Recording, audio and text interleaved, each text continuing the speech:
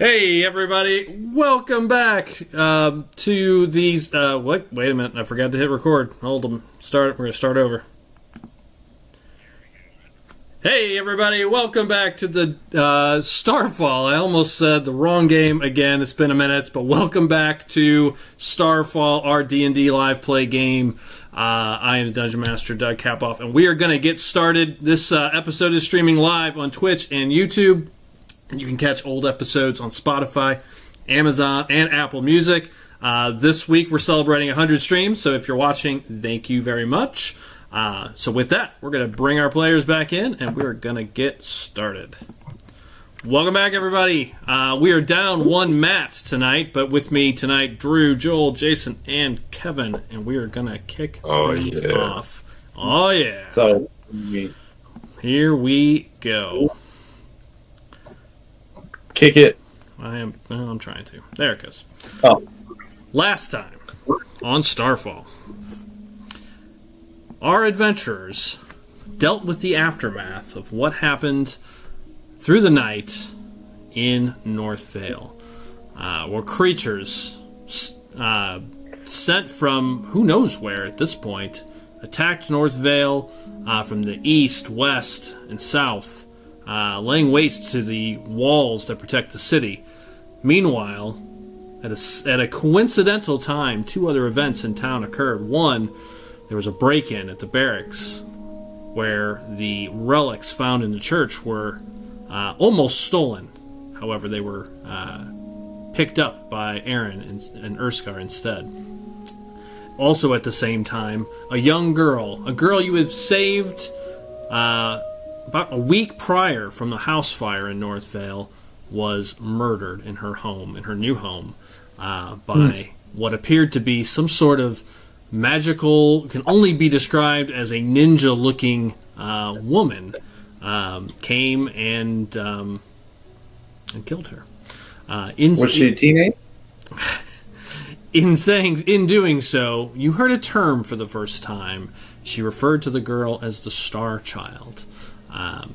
Questions ensued around what was going on in North Vale, and ultimately, after some shopping and some other things around town, our adventurers decided, instead of leaving, decided to go investigate the North Vale mine, a mine that had been mysteriously closed some months prior, to see what was happening there. Once you made your way into the mines, which is where we left off, you began to smell smoke. And it wasn't long before you found a little side entrance into the mine that led into an old dugout chamber that looks like it's been left and abandoned for some time.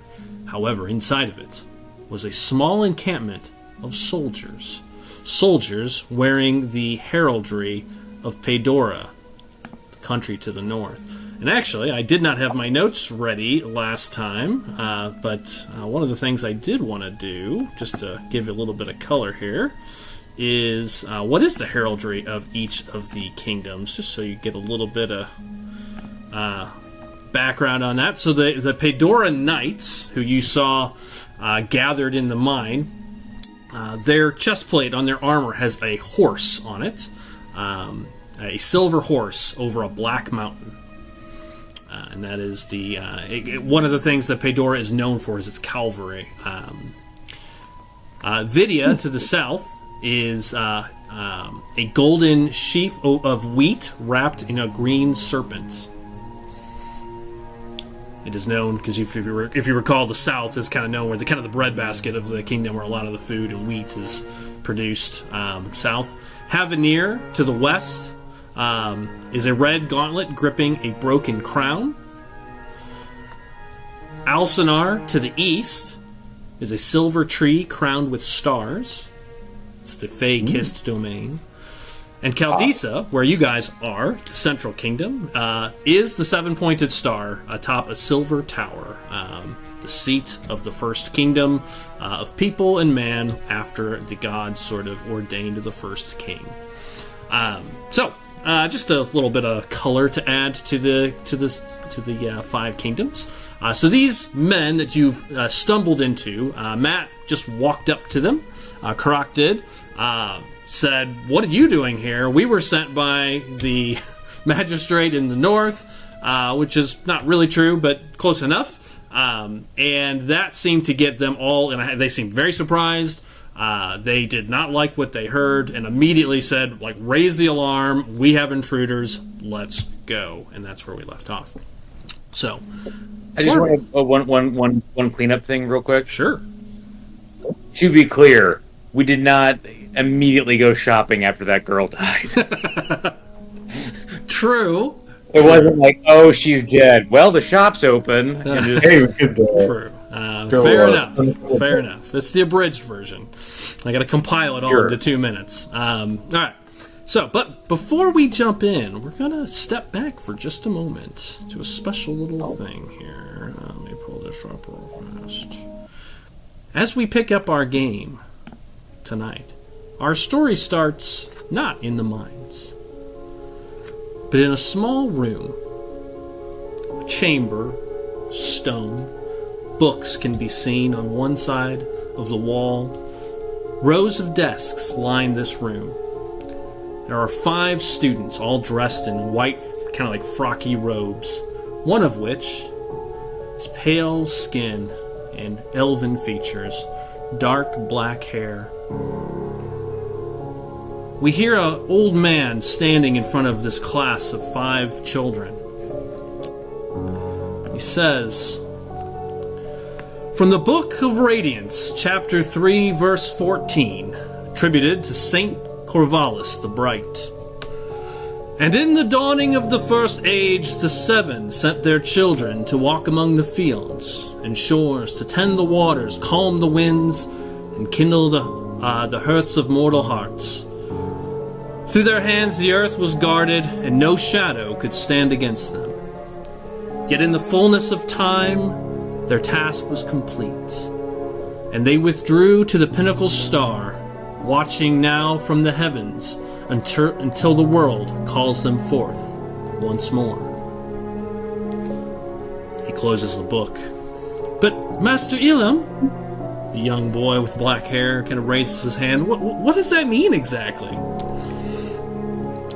Well, my child, he says. And he moves across and kind of kneels down next to this small child. Now the gods watch from their temple in the stars, watching and guiding the church, helping us on our journey. He just touches the boy's hand, and we see the boy for just a moment, kind of looking at him. And the boy's face sort of dissolves and changes. And we see Aaron now as an adult, standing in the mines as these guards begin to take action. And that is where we are going to jump right back into our story tonight. All right. I believe, Alonis, we are going to start with you. Let me double check that. Get my encounter pulled up that we were in the middle of. Oh, snap, we're in an encounter. Yes, so there were 4 knights. Maybe 5, I can't remember now. There's only 2 left. But there was a group of knights, all wearing plate mail, full knight's garb. And the battle ensued. Alonis took a pretty wicked slash, as I recall. Matt threw one into the chasm.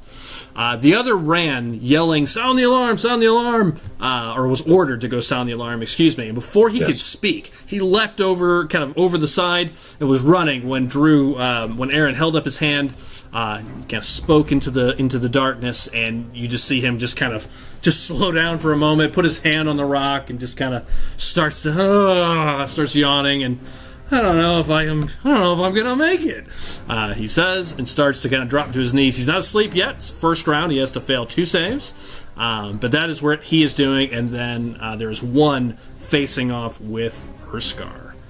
With that, Alonis, we do start with you. I can't see the map at the moment. Just game pause. Okay. In game. It is unpaused. And let me bring up the map in our thank you. podcast. There we are. So there are 2. The one that kind of off to the right here he's just basically on his knees, kind of hand on the wall. Looks like he's about to just pass out. And Jason is fighting the one. The one Jason has, you can see, is bleeding pretty badly. He's kind of down on one knee as well, ordering the guy to run. He sees him start to fall. He looks over it, sees Drew casting, Aaron casting, and you just see him kind of like, damn it. Alonis. Yeah, all I'm seeing is Foundry virtual map. That's because I didn't Virtual activate table. the actual map. That would help. Uh-huh. Oh, there it is. Wait, loading 99%. Well, either way, I think. Can I make my way? Okay, there we go. Now this is the chasm here in order to get to this guy, right? Everything in the dark is a chasm. Got You it. have to, it is a athletics check to leap over it if you choose to. Or it moves around. There is a path kind of around where you guys kind of split, kind of along the back if you come into their area, and then there's a small path that leads along the edge of the chasm, which is what he's running across right now. Got it. So can I jump over to here? Okay, it's just going to be an athletics check to leap over. I don't know what the deal is with this past couple games where I can't move it. Well, I will take care of it for you. For now. Thank you. All right, do an spend some- athletics check here. Oh, my athletics is not great. I have 16. 16's fine.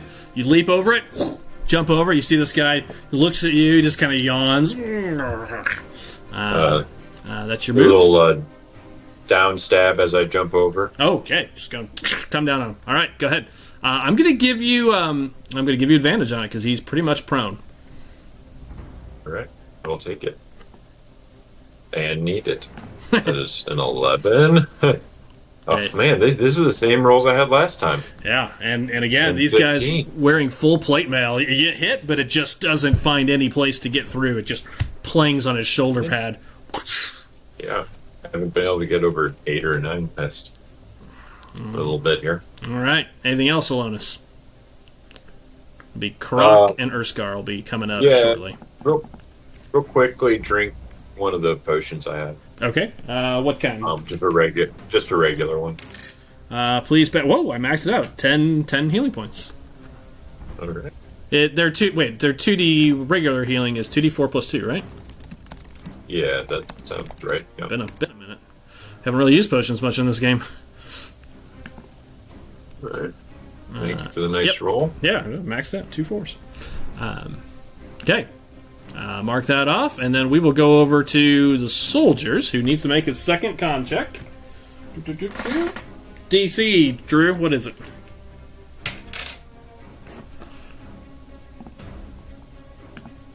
I'm gonna guess it's 15. Yeah, I think it was. I think everybody's is. That's a tasty 8. You see him, Kevin. You see him just drop down in front of you after you try to hit him. He just looks at you and just goes to sleep, bored by your attack. He decides to take Good a nap. night. Yeah, exactly. I didn't do enough to keep him awake. All right. After that, the other one who's in front of Jay. I think he has to play the smart move here. At this point, bleeding heavily. He's going to action disengage and run away. 5, 10. Sees his buddy go down. 15, 20, 25, 30. Just imagine there's a little path there. He's going to run towards you, Kevin. But that's going to be his full movement. Fortunately.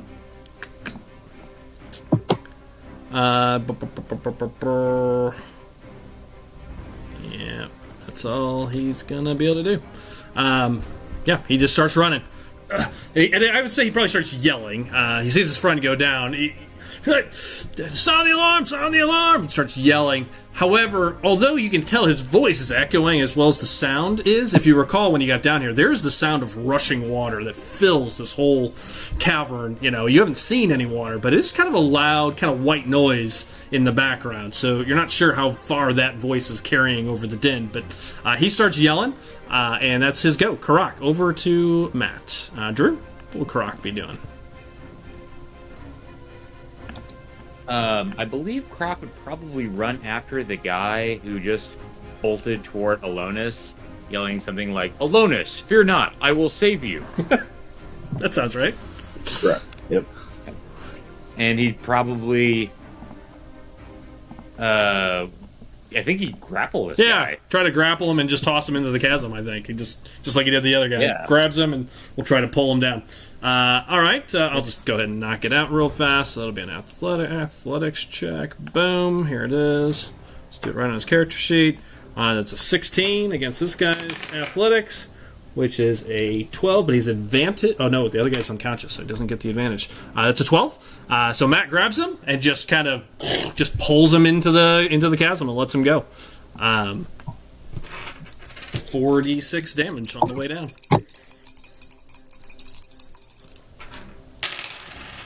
For 9, 10, 11, 12, 13, 14, 15 points. You hear just a crunch as the guy, you hear his metal plates kind of clanging against the ground and the walls, and then you just hear kind of a gurgle as it hits the ground. Does not look alive. And with that, we quickly come out of initiative as this person is unconscious.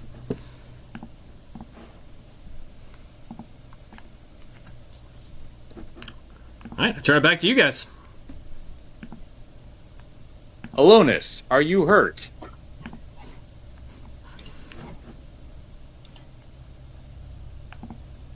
I'm fine, thank you.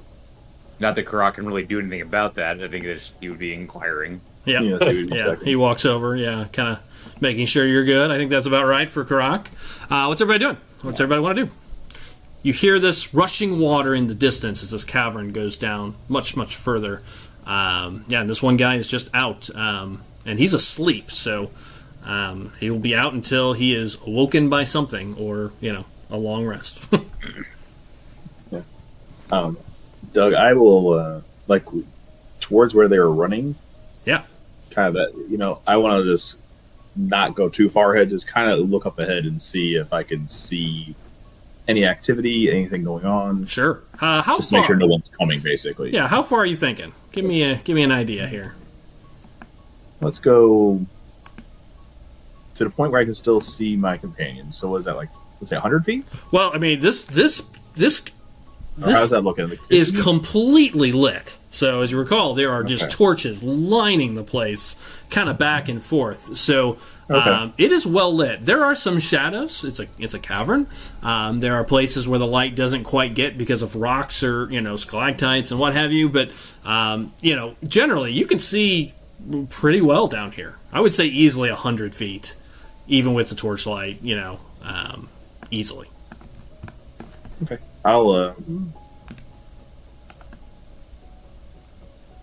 I will go, let's see, a couple 100 feet then. Okay. Well, let's start with 100. So you start making your way. We'll be there. 100 and then kind of shout Yeah. anything and then be stealthy the whole time. Yep, understood. Okay, you're going to be stealthy. Please give me a stealth check then, please. 71. I'm going to move you out. 15. Now, was that 100 feet past Alonus? Yes. Okay, got it. That's what I thought you meant, and I just didn't want to assume. All right. Urskar starts kind of trudging along forward, kind of looking as around. I walk by Alonus, you mention that. Yeah. Yes, as I walk by Alonus. Alonus, I'm going to scout ahead and make sure they didn't alert anyone.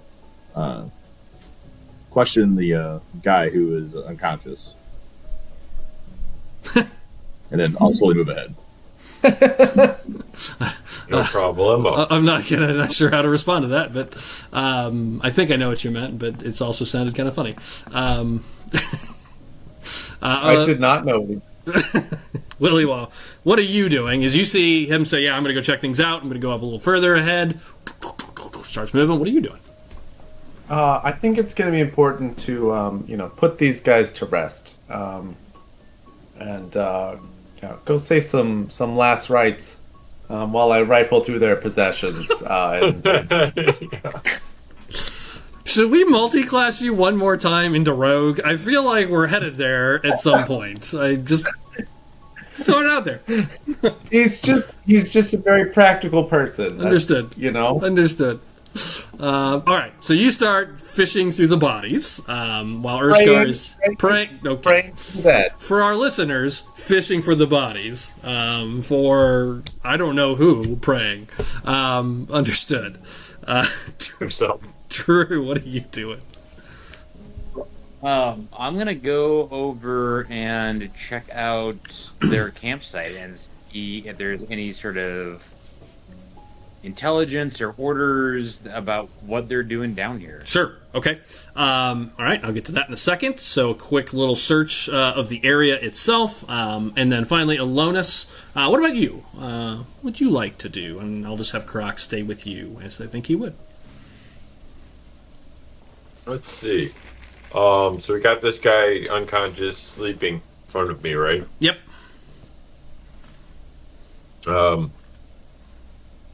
Tie him up. Okay. You're gonna tie him up. All right. That will wake him up. Ultimately, you'll move him enough around that he's gonna start coming to you pretty quickly. But I think you and Karak then will Karak will hold him, grab him, hold him, let you start tying him up. All right. So it's you guys are gonna do first. So I'll start with Joel, the easy one here. Joel, I mean, they don't have much in the form of value. Now, I mean, their armor and equipment is worth a pretty penny because it's all, like good. What do they got? I mean, they're all wearing basically breastplates and partial plate armor. I mean, that goes for a couple hundred gold, like a pop. It's all very heavy. I mean, 30, 40 pounds of metal, each one of them. In realistically, you can only harvest one of them because two of them are at the bottom of the ravine. True. That's true. I did not think about that. Yes, there are only two of them up here. That's correct. Oh, don't think that would limit his last rites. Of course. I assume you're not climbing down the ravine, though. Is it better? I mean, I'm wearing breastplate. Is it better than breastplate? No, it is breastplate, or half plate. Actually, hold on. Let me go look and see what the stats are on half plate versus you. What's your AC? Let me get armor list. 5e. Breastplate's 14. And it's got a picture of a horsey on it. It does have a picture of a horsey on it. That is true. Funny. It is. That is not the right list. Sorry.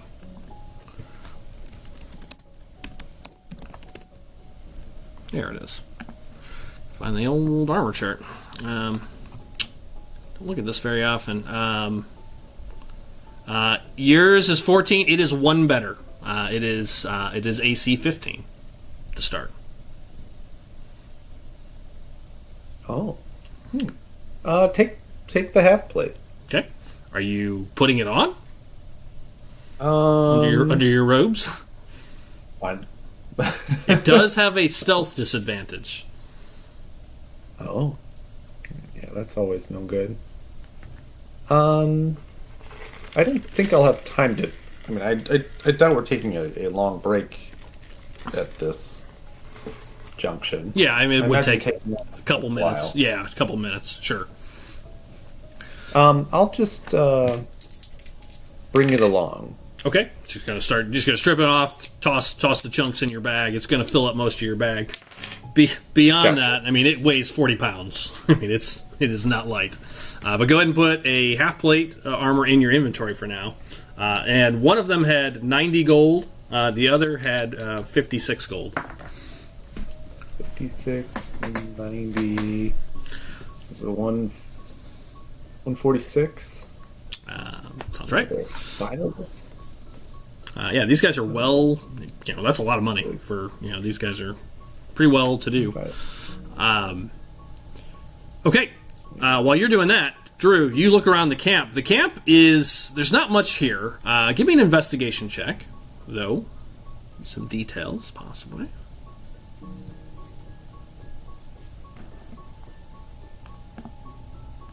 What you get? 16, not bad. There are bedrolls here, for sure. A place for a fire, and really nothing in the form of like orders or notes or anything like that. There are some scribbled down letters in one of their kind of sleep rolls Looks like personal stuff. But what it does give you is sort of looks like almost like it's been addressed for like a messenger service. They're personal in nature. They provide really zero insight outside of a location of where these guys are from, or where at least he's sending it to, and it appears to be letters home. But it gives you a couple of little notes. Let me pull up the name of the city real quick. I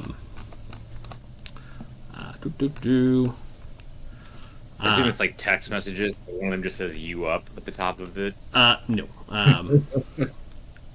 It's a drawing of a wang. It is not. It is to a city called Thornbriar, which is in Pedora for certain. It is kind of the first major city up north of the line between Caldisa and Pedora. There's smaller towns beforehand along the Imperium Highway, but it's a major trade city. Much bigger than Northvale, probably similar, maybe even larger than Solus, which is just to the south of where we're at. It's a pretty large city. It's again mostly personal kind of messages. Miss the kids kind of thing. You see nothing like evil or menacing as you kind of glance through it. This is some guy just sending letters home. But the dates, one of these was written. Looks like it's written and dated about a week ago. Hasn't been sent anywhere. Clearly, he still has it. But that's the last note that you can see that has a date on it. So, kind of what you pick up from your quick investigation is this guy at least has been here for over a week. And I was going to tell you, without even finding that stuff, just with a 15 looking around the area, it looks like this campsite's been here for, you would estimate, at least 7 to 10 days, maybe even a couple days longer.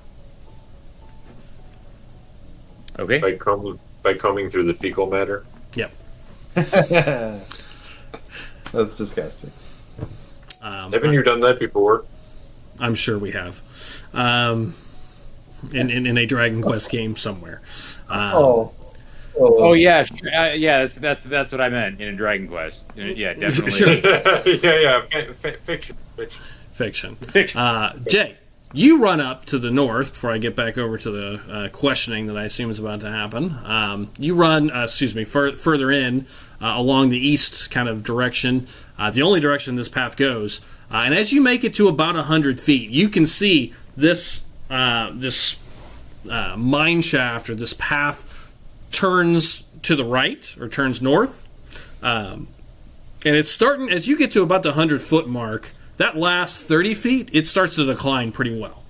It starts getting a little bit steeper, like we're digging down further.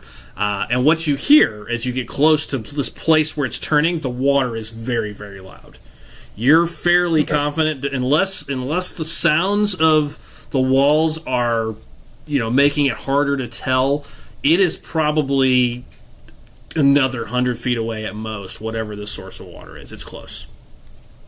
Okay. And that's what you get at 100 feet. What are you planning to do? You don't hear any movement. You don't hear any sounds of alarm. All you hear is this loud sound. It's deafeningly loud by the time you get to that corner. It's like the walls are sort of blocking some of the sound as it turns. You can hear it's much, much louder. So it would have been difficult for anyone to hear anything that far back. Okay. I will check and maybe... Nah, I was maybe check another, let's say 50 feet. Okay. Just double check. Kind of just go slow. Okay. Yeah, sure. Stealthily. What was that stealth roll?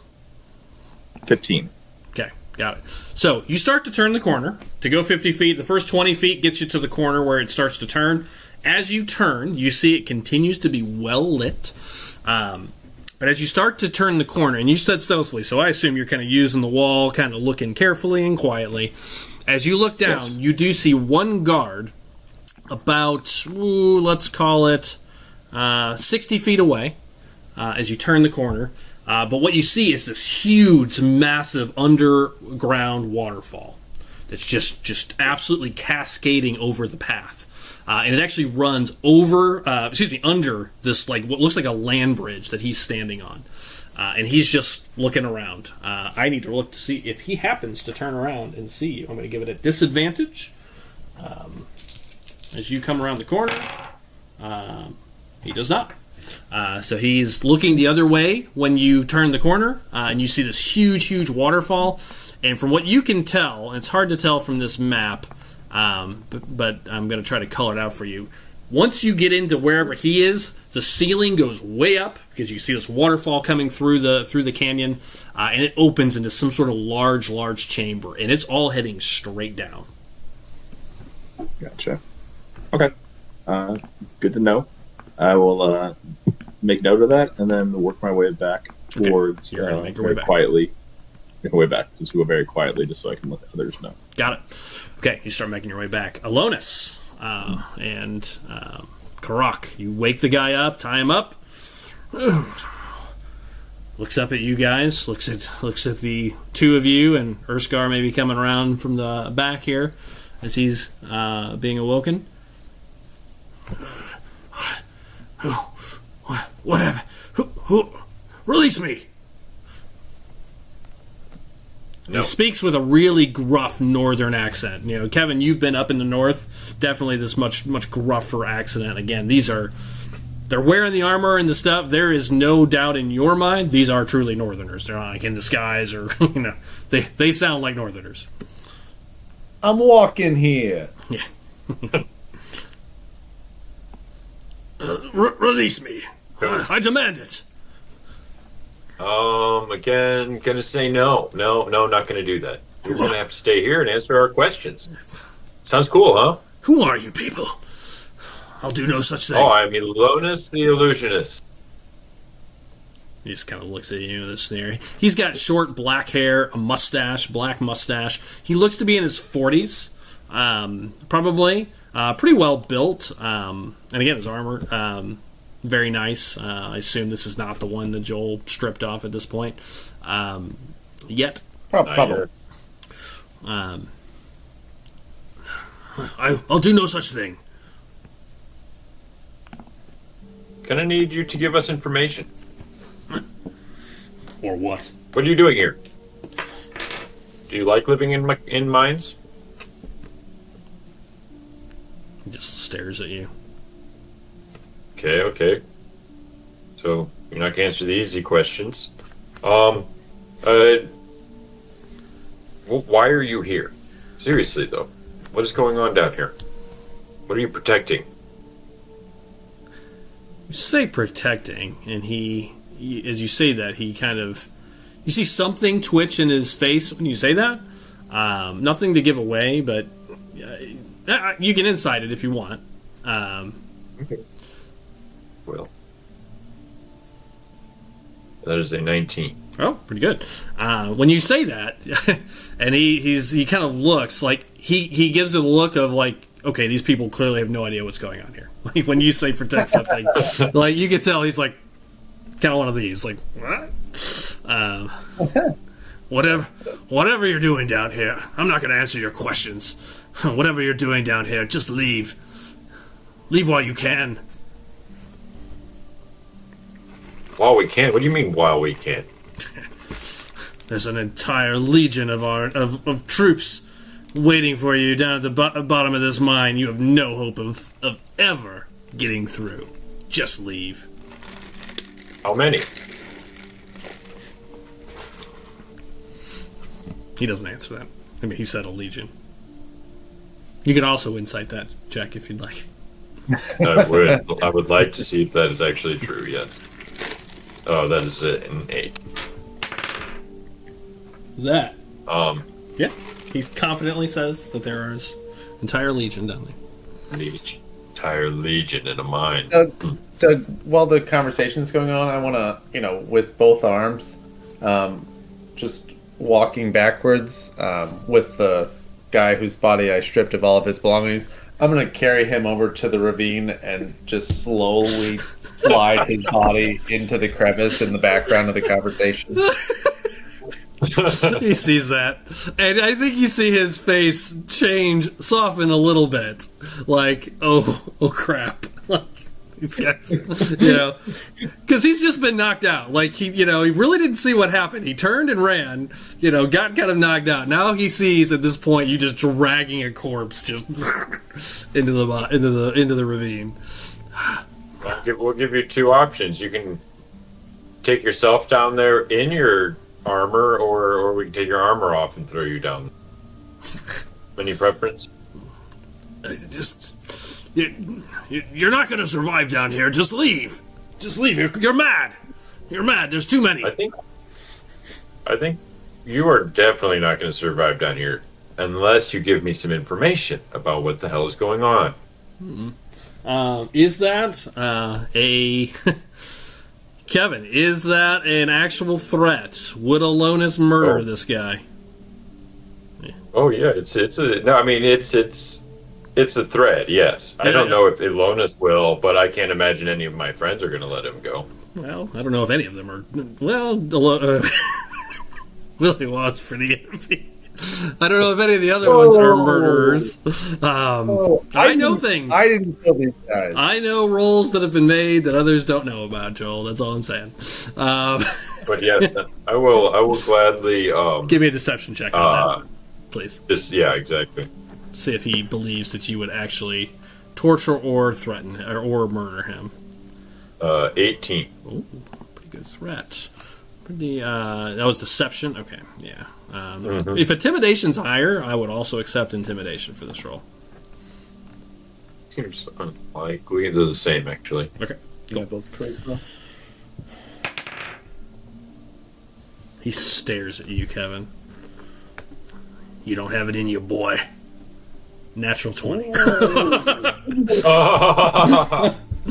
Cast vicious mockery. Can I give the help action to Kevin? You know what? I am going to give it because you tossed the body in there. I'm actually going to give you the help action for that. I was gonna one up it in the background. Go ahead. What is it? I mean, I like the color, but I'll reroll. Just in the back of the behind Alonis, like on the back wall of the cave, right underneath one of the torches. I'm gonna create a silent image for one round of just a Grim Reaper with a scythe standing back there. Just have it appear for about 5 seconds and then just disappear. Okay, got it. I will re-roll with disadvantage his threat. I meant to give your next roll at disadvantage anyways after he threw the body in there. So I did forget. That turns it to a 2. So, two opposite ends of the spectrum. Yeah, so he starts to look at you, and instead of saying, you don't have it in you, boy, he starts to say that, but then in the background, probably about when the body falls and the Grim Reaper appears, you just see... you just see... Okay, just promise you'll let me go. What do you want to know exactly? If you let me go, I will. I'll tell you what you want to know. He's like, you don't have it in you, but actually, some of your companions might have it in them. Exactly. Do you say deal? Deal. Is that a lie? Once again. It is not a lie, but it's not. I don't know what's going to happen to him. Okay. You don't intend. You do not it's intend. a deal. In my mind, it's okay. It is to me. Yes. Okay. Yes, to me, yes. All right. My character, yes. Okay, just keep that in mind, that you feel that he should be let go in case, depending on what happens here. All right. What do you want to? What do you want to know? Well, what is happening down here? Why are you here? We know there's a deep, dark secret hidden here. Just tell us what it is. He looks around, once again looking at Willy Waw in the background. But at this point, Drew, are you kind of coming out of the area once you've thoroughly investigated it? Yes. Do me a favor. As you step out, I need you to make a perception check, please. Okay. My okay. passive perception is 17, just out of the gate. Okay. Yep. Then just anytime we do that, always give me 17, or if your roll's better. 17. 17. Got it. Understood. So you're stepping out. So you'll start to hear the end of this, the second part of this conversation. We found one of the temples down below. It's one of the ancient ones. Found another one up in the north. They're filled with things of wonder. Just weapons. We couldn't let Caldisa have it. Is there really a legion down there? There's quite a few men down What's there. your name? Yes. What's your name, by the way? I need to get my old name. I actually created names for each region that were a little bit more region specific. Hang on. Pull my list back Tony. up for random dude here. Tony. Hey, Tony. Hey. E. Brother's name is Tony. My dad's name is Tony. His dad's name is Tony. Thalen. Fallon. Fallon. Thalen. Thalen. Thalen. My name is Thalen. So Thalen. Are there really a legion of people downstairs? To be honest. There are quite a few men down there, yes.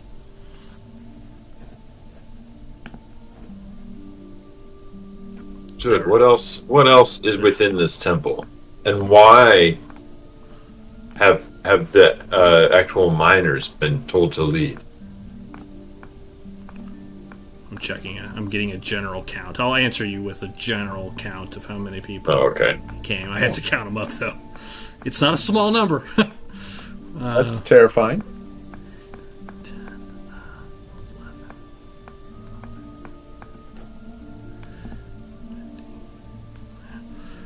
When we came here, there was around 24.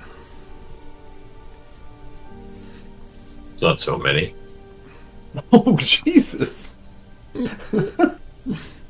Being that one of them almost cut your head off at the beginning of this fight. Even my eyes get big with me and my 5 hit points right now. Look at him like, oh man, come on. Do you really only have 5 hit points? Yes. Oh. I do. I didn't realize you got smacked around so much. Thought it was Kevin that got all I the did. smacking. I got knocked around a smidgen. Yeah, sounds like it. Yeah, there was 24 men and an Aarakocra. Interesting. I'm sorry. I'm really tired today, but I can't really remember a lot of our motivation for coming here at this exact moment. Yeah, so Okay. yeah, Sorry. Can I hear them say Aarakocra, by the way? yes. Okay. So as a reminder, you guys knew that the mine was closed mysteriously. That's been a question for a while, but not necessarily why you guys went. When you stole the item from the church, the scroll and the discs, the scroll referred to something sort of below North Vale. Yeah, below the city, right? Below Yeah. the city, or something being hidden here. The city was built over it, and it was an archaeologist. And then we talked a little bit about the fact that kind of what he just said, that some of the ancient temples, very much like the one you guys found your sword in, the ancient temples that have been hidden and lost frequently are filled with things of wonder. As magic items are not sort of newly created at this point, that ability, that magic, that kind of technology doesn't really exist much in Aerith anymore. It was really kind of given by the gods during the wars, and what's out there is what's out there. So you can't go to a magic shop and go, make me a magic item. That's not how it works. So these ancient temples frequently have old relics in them, and it's not uncommon, as we kind of talked about through the archaeologists, for them to be kind of raided. Got it. So yeah, now you didn't know what it was. Drew had his own theories about what might be down here as well. But Right. yeah, you guys decided it's worth checking out, see what's happening, and this is where we are. Got it. These people are from the north, so Yes. they're once again a little out of place. They are very out of place. Which is the same, you saw a bunch of Northerners in the woods as well. So this is the second group. Or possibly the same group, you don't really know. But you definitely saw a different group in the north, near Jason's village. Right. Interesting. I wonder if the town magistrate guy wanted the Inquisitors out of here so bad because he knew about the Paedorans being down here, and possibly was like working in conjunction with them. Okay. Are you saying? Interesting. Good. What's that? Oh, nothing. Go ahead. Did you say that out loud, Drew, or is that just out of game, kind of just thinking? That's not a game, but I will walk up and at this point, like kind of over here, Yeah. And just look at this guy and say, did what's the magistrate's name? The guy who fucked off. Yep. Like immediately. Yep. I can't think of his name. I have it right here. Dallas Nar. Magistrate Dross. Owen Blackbriar. Olin Blackbriar. Got it.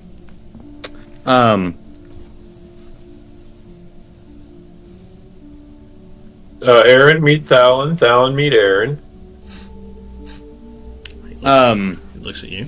Doug, and then the second, the real quick before I say the line that I'm going to say, would the Inquisitor's badge of the Pinnacle Star, would that carry any weight in Paedora? Yeah, so Probably not less. the church overlaps everything. So you have 5 countries, Yeah. and you have a church that is more global. Very much like, again, this was really based on sort of the Catholic Church, almost like Jedi Order. It sort of sits next to the government.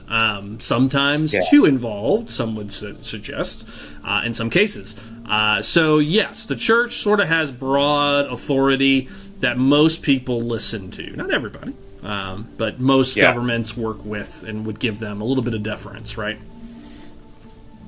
As I walk up, I will look over at the at Thalon. Hold on a second. One more note here, real quick. That would be hilarious because I literally told them we were coming down here to find the Magister. You did. Right.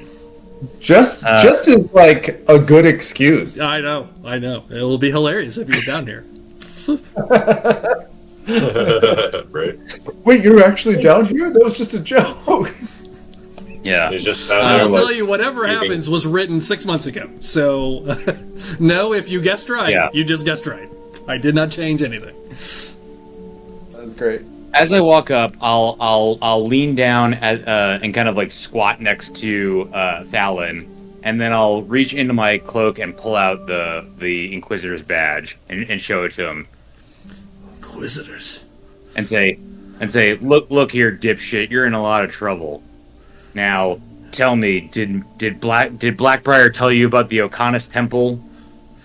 So as soon as he sees it, so you do get a reaction. As soon as he sees the Inquisitor's sort of, kind of placard, and he sees that, you see his head kind of jerk back a little bit, like he's surprised. Inquisitor. He kind of bows his head a little bit.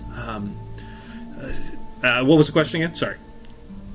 Did Blackbriar tell you about the Ocanis Temple too, as well as what's down here? I never met the magistrate. All I know is he was supposed to keep the mine clear. That's all I know.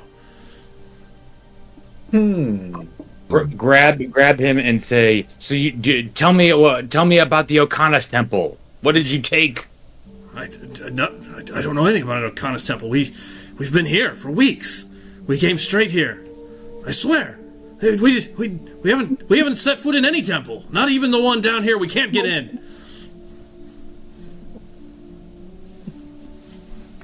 Look at him, and I will make a deception check with this. Mm-hmm. For your sake, you'd better not be lying. Okay. And is that, what are you trying to make a deception check? Like that would be an intimidation check, I think. If that's what are you trying to do? Yeah. Trying to get him to. Well, I just want to convince him that like I am who I say I am. Okay. So maybe it's persuasion. Okay. Yeah. Give me the way you said it. I'm gonna say more intimidation. Intimidation? Yeah, Okay. I think so.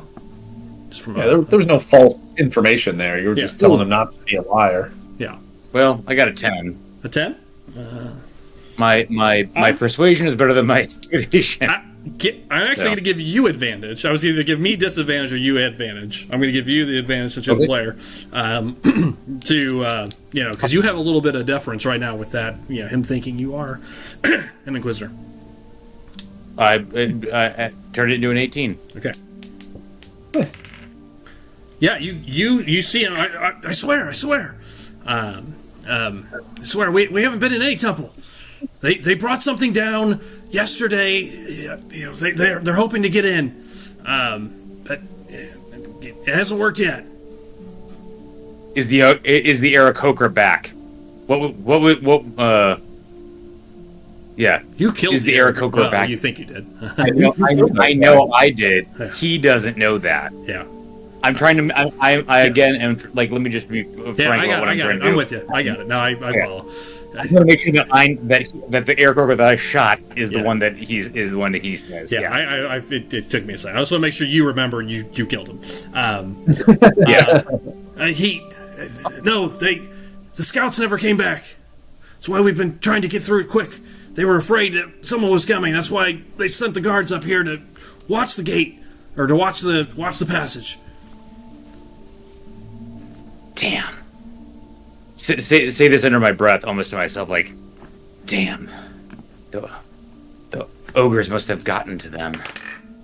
That means the stones really are lost. Damn. Wow. We won't need the stones much longer. They'll break through. Just a few more hours. I almost look at him like an idiot. Oh man, those stupid assassins are down here. Well, some of them are. Well, no, those assassins are definitely not down here. They are littered in Northville streets. Yeah, not the jailbreak folks. Now, hold on a second here. I want to be very clear about this, and I'm saying this out of game. I don't think that the people who killed that girl are in cahoots with the people who are trying to rob. Yeah, the people here are the people who are trying to rob for the stones. I think those are two separate things. Okay. They just chopped the place. Yeah. No, because it was all coordinated. Like, how would two separate groups enter the city at the exact same time for a coordinated strike like that? That doesn't make any sense. Like, their timing was immediate. I will say it's peculiar. It doesn't necessarily just because there is a correlation doesn't mean there is a causation. Yeah, there is a possibility of coincidence here, but yeah, it's small. It is an option. Yeah.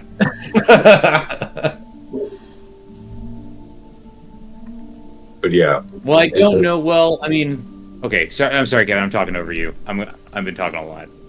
No, you're coming to some wise conclusions. That was a great call on the magistrate.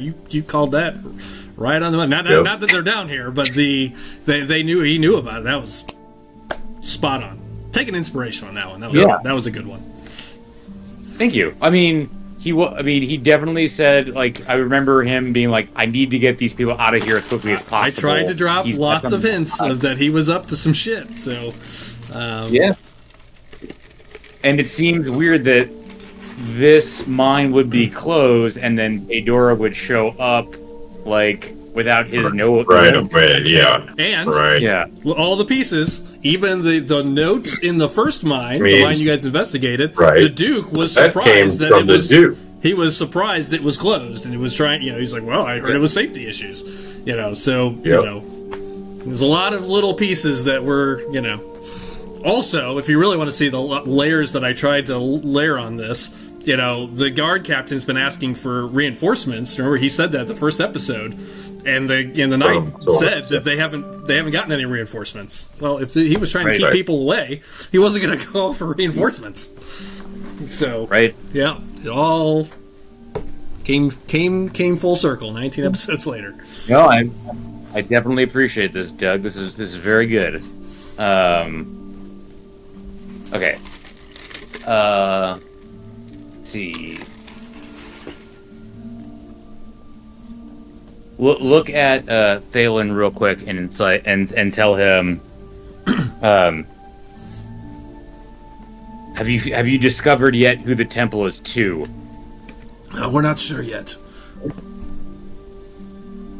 Miriam, I think. That's who we suspect. Oh, shoot.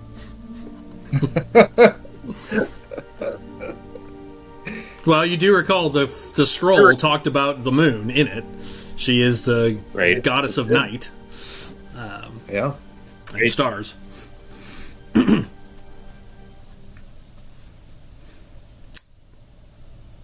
No, that's all I know.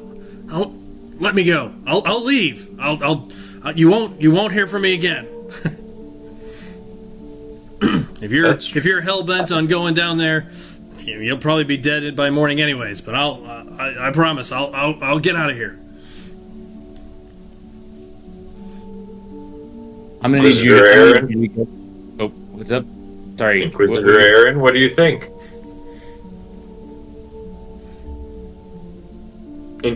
Yeah.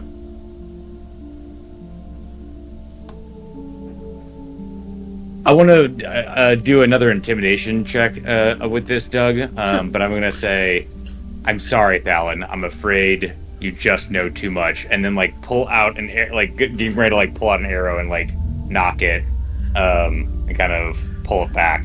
And But you don't have to roll anything. Please no! Please no!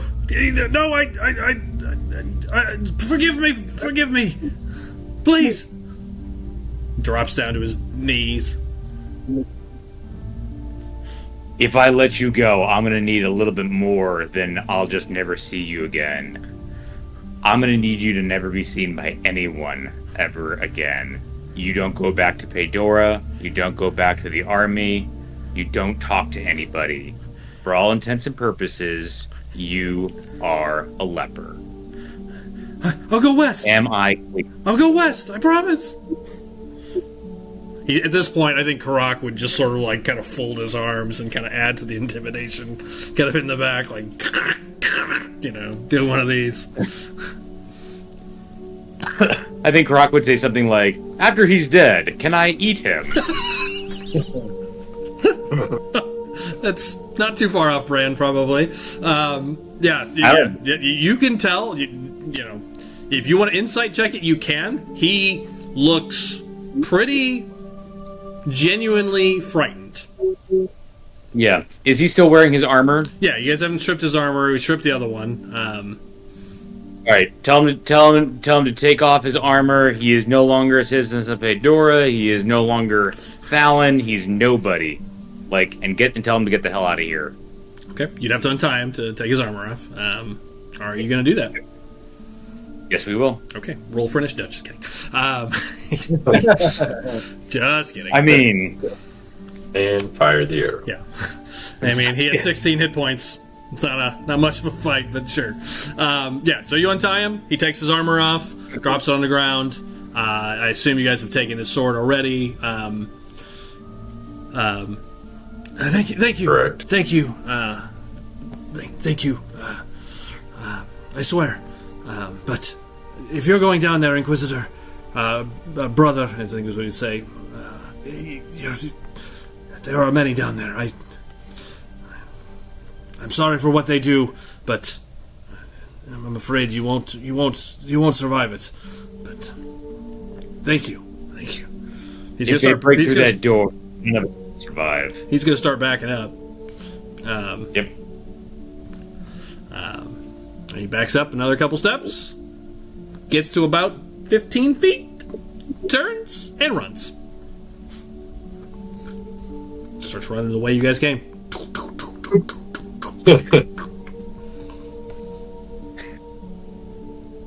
Is it weird that I'm playing out the True Lies, Bill Paxton scene? Yeah, it's fine. I like it. I turn around, you're gonna shoot me. He's gone. You hear him clambering up the side passage, and he disappears. Well, Willie, I got you another set of armor. Nice to meet you, Thalen. Oh, Be 2,000. Thanks. Yeah, that gentleman over there had a fine set. He was willing to donate, and actually, they made a generous contribution to the church. Hand everybody 30 gold coins.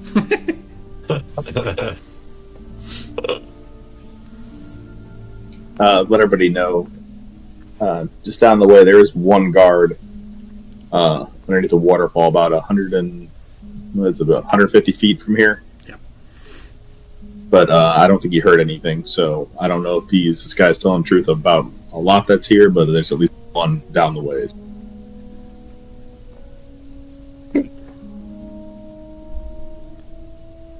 Okay. I am going to drink a potion while we're sitting here. Okay. I needs it.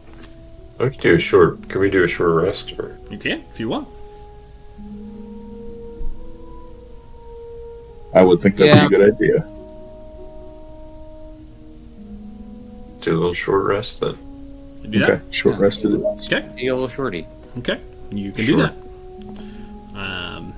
You guys want to go kind of into their little encampment section over there, or Yeah. there's a eat fire? some of their Right, food. yeah. There's a fire going. There is food. Yeah, I mean you can. Now I will tell you, I'm gonna before you guys roll on a short rest. You are in a threat zone. Clearly, there are guards 300 feet away, or less. So there will be a chance that someone could just stroll over here.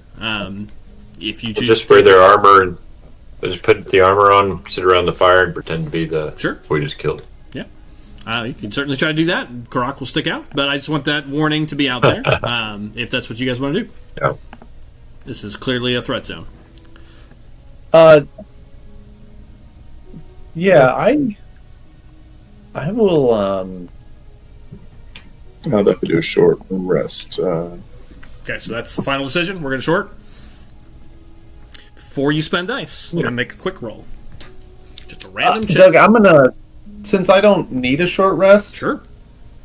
I'm gonna maintain a silent image over the entranceway to this little hovel, Oh, okay. and sort of do the. I want it to look like. Actually, maybe just. Yeah, I want it to look like a heist movie where they put a still image Yeah, over a security I got it. camera. Yeah, I got it. Yeah. Okay. How long can you Yeah. keep that up? I can do it for 10 minutes at a time. Is it a cantrip? It's essentially a cantrip. I can use it at will as I want. Just keep doing it. Okay, got it. Okay, then I'm going to make this roll a disadvantage to see if anybody gets close enough to inspect. Just a random check before you guys spend your dice. Nope. You guys may take a short rest. All is quiet for that 45 minutes or so. I see that I have 3 of my 5 dice gone. Was there a short rest taken at some point in the week I wasn't here? No, you only get half back in a long rest. So when you guys long rested last, half of your hit dice would have come back. Oh, I didn't know that. We didn't I don't use even short remember rest that. dice last game. It never came up, which is Why? funny. Yeah, it was very rare. So yeah, you will have probably less dice. Yeah, I mean, I assume that. So yeah, make sure you have at least They've been- half back. You should have half of them back. So make sure you have at least 50%. Okay, so then I'll take 1 back then. I think because there was. Yeah, and I'll let you round up to that. Okay. Yeah, I just used 1 die anyways. That's all I had missing. Roll Mats. Matt's gonna take back 17. Ooh, pretty good roll. Also a pretty good roll. He's got D12s, so Oh, yeah, that can be real big. or real small. I was gonna say, but if it was Matt rolling, it'd be like a solid. So he's got 5 back. He's got 1 left. Oh,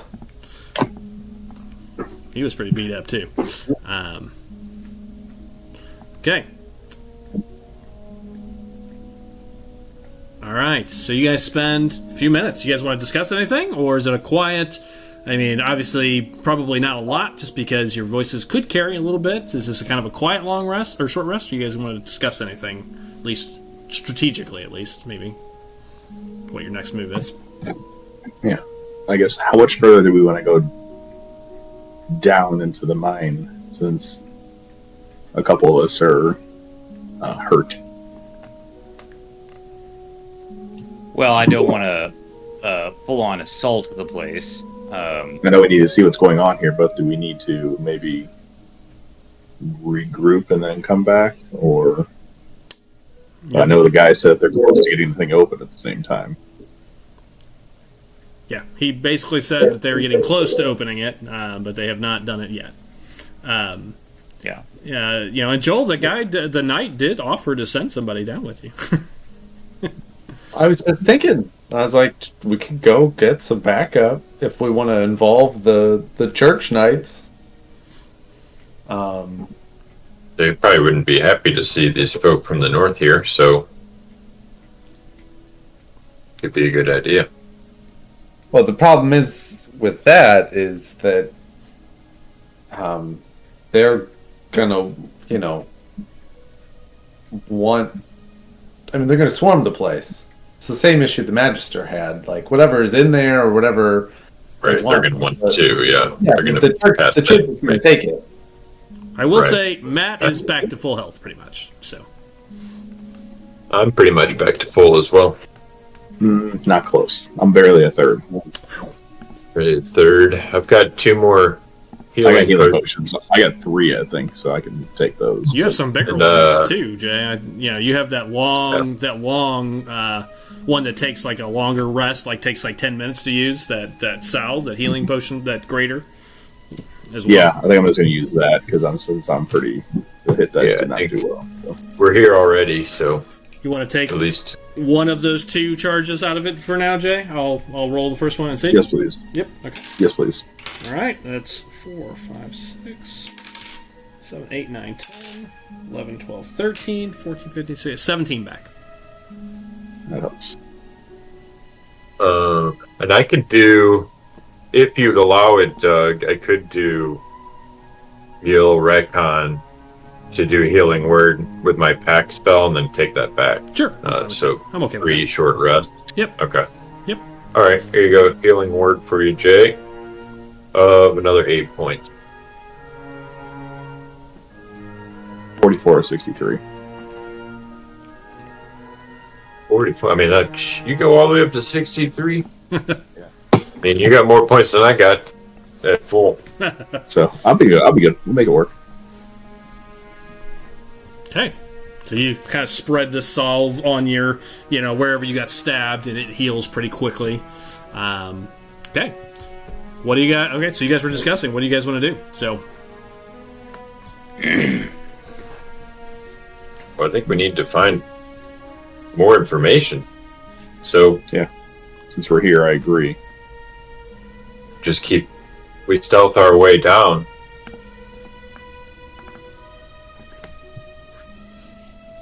Until we figure out what's really down there and who is where. Smart I agree. play. Yep. I agree with We can do Alonis. But you should stay behind me. You are very fragile.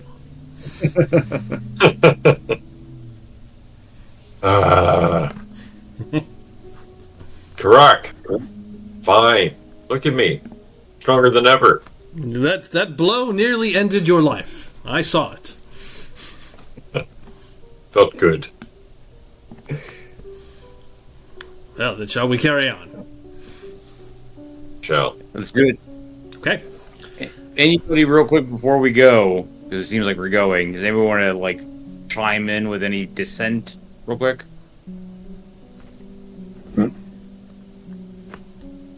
Okay, then I think we're going. Okay. I think we're going. I think it's smart. Since we're here, I think there's no point to. It'd be nice to regroup. I don't think if they're getting close to. We know that the guy was telling the truth, correct? Or we believe You felt pretty good that he was telling the truth. Whether or not they'll actually break in a few hours, that was his opinion. That's his truthful opinion. It does not necessarily mean his truthful fact. Correct. I mean, we might get lucky, and maybe this is like kind of like an Ark of the Covenant kind of thing, where like when they open it up, they just keep melting some people. Yeah, that'd be cool. Yeah, true. So we just Kalima. maybe we take a couple short rests, and they just kind of whittle down. Yeah, maybe. Okay. I'm the stealthiest. I'll take the lead. All right. Well, I'll get you back to at least the next corner because you know that was clear. So you start traveling back. It's about a 45-minute short rest. I like to do mine just a little bit less than an hour. As you guys start kind of making your way down. I'm thinking for a minute. Yeah, they're not stupid. Okay. Trying to think how to play these people. You make it to the corner, the Jason that you stopped at. You can hear the sound of this rushing water getting louder and louder. You all hear it. And as you kind of make it to the corner, does anyone want to look around to see if that guard is there still or looking this general direction? Because you know, Jay, that he's right around the corner about 60 feet. Or was. I'll take the lead since I was up front, Okay. since I saw this guy the first time. So I'll gesture that I'll take the lead. Let me check 1 minute, kind of just say, stay still. It's not a minute. You just need to look kinda around around the corner. No, just a minute, but you know what I mean. Just a gesture. Yep.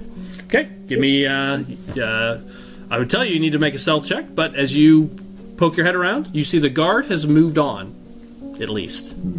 So you can see that there's this giant waterfall still, this path that leads under it. It comes from up above somewhere and drops into a pool, and then it kind of drops underneath this land bridge and continues down into a chamber. You can't really see the chamber from here yet. You'll have to go down further, but you see no sign of the guard. The other thing you'll note at current, because of the way the waterfall hits, it sends up spray through all over this bridge. The bridge is almost concealed. It's like walking through fog. It's hard to see anybody, whether you or them. You do not see him, but once he gets to the other side of the bridge, if that's where he's walking, you wouldn't be able to see there through the darkness, as well as the mist and the spray up from the waterfall. You're not sure. He could be right on the other side, or he could have moved on further down the pipe. Gotcha.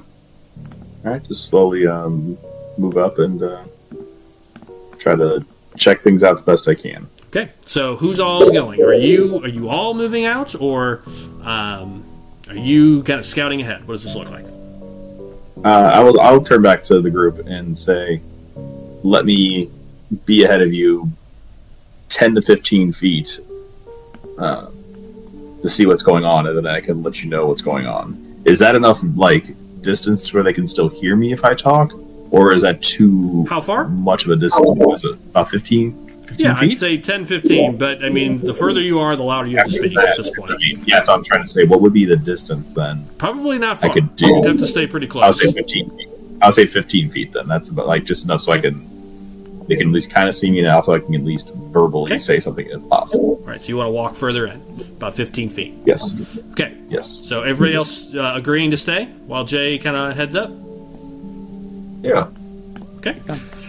Jay, you come around the corner, and I'm going to describe go ahead. Open up a mental link with Earthscar before it goes. There you go, Jay. Thank you. So, Jay, here's what you see. I'm going to move you into the room just to kind of so you can see it on the map a little bit, but I'm going to describe it a little bit. As you make your way in, 10, 15, 20 feet, the land bridge goes across and continues going down. And the waterfall is falling into a giant open pool. Looks like a lake down below. It looks dark and murky because there's no torchlight down there, but you can hear the bottom. It's probably 100 feet down, maybe a little more. So it's not a short drop, but that's how big this chamber is. It's 100 plus feet up and down, and this waterfall is just dropping into a lake below. About halfway down to the lake, there is a ledge, and Jay, you'll see it on your map. Should you see where I'm highlighting? There is a ledge, so this little path goes down through this ledge that's like an outcropping in the cavern, you can see a camp, clear as day from up here. You can see the torchlight, and you can see 6 knights, 5 knights, excuse me, and 1 Aarakocra sitting there. I know that the Aarakocra, we killed the one. So you believe you killed one, yes. And this one's wearing like banded like leathers, and his wings are sticking out of the back of him and what have you. But yeah, they're sitting around a campfire. Looks like they might be like making food from here. It's hard to make out the details, but looks like they're making food. And at this moment, you can see another person walking down there. He comes into your view. Looks similar to the knight you saw earlier.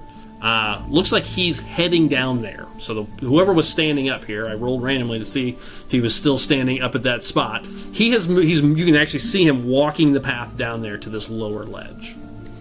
Okay. Jay, from here, you can see 2 paths, basically. You can see that there is enough room along kind of one edge of the waterfall that you could technically make it down into the lake. Sort of passing where these people are at. Because you can see the path continues down past them, down past the lake.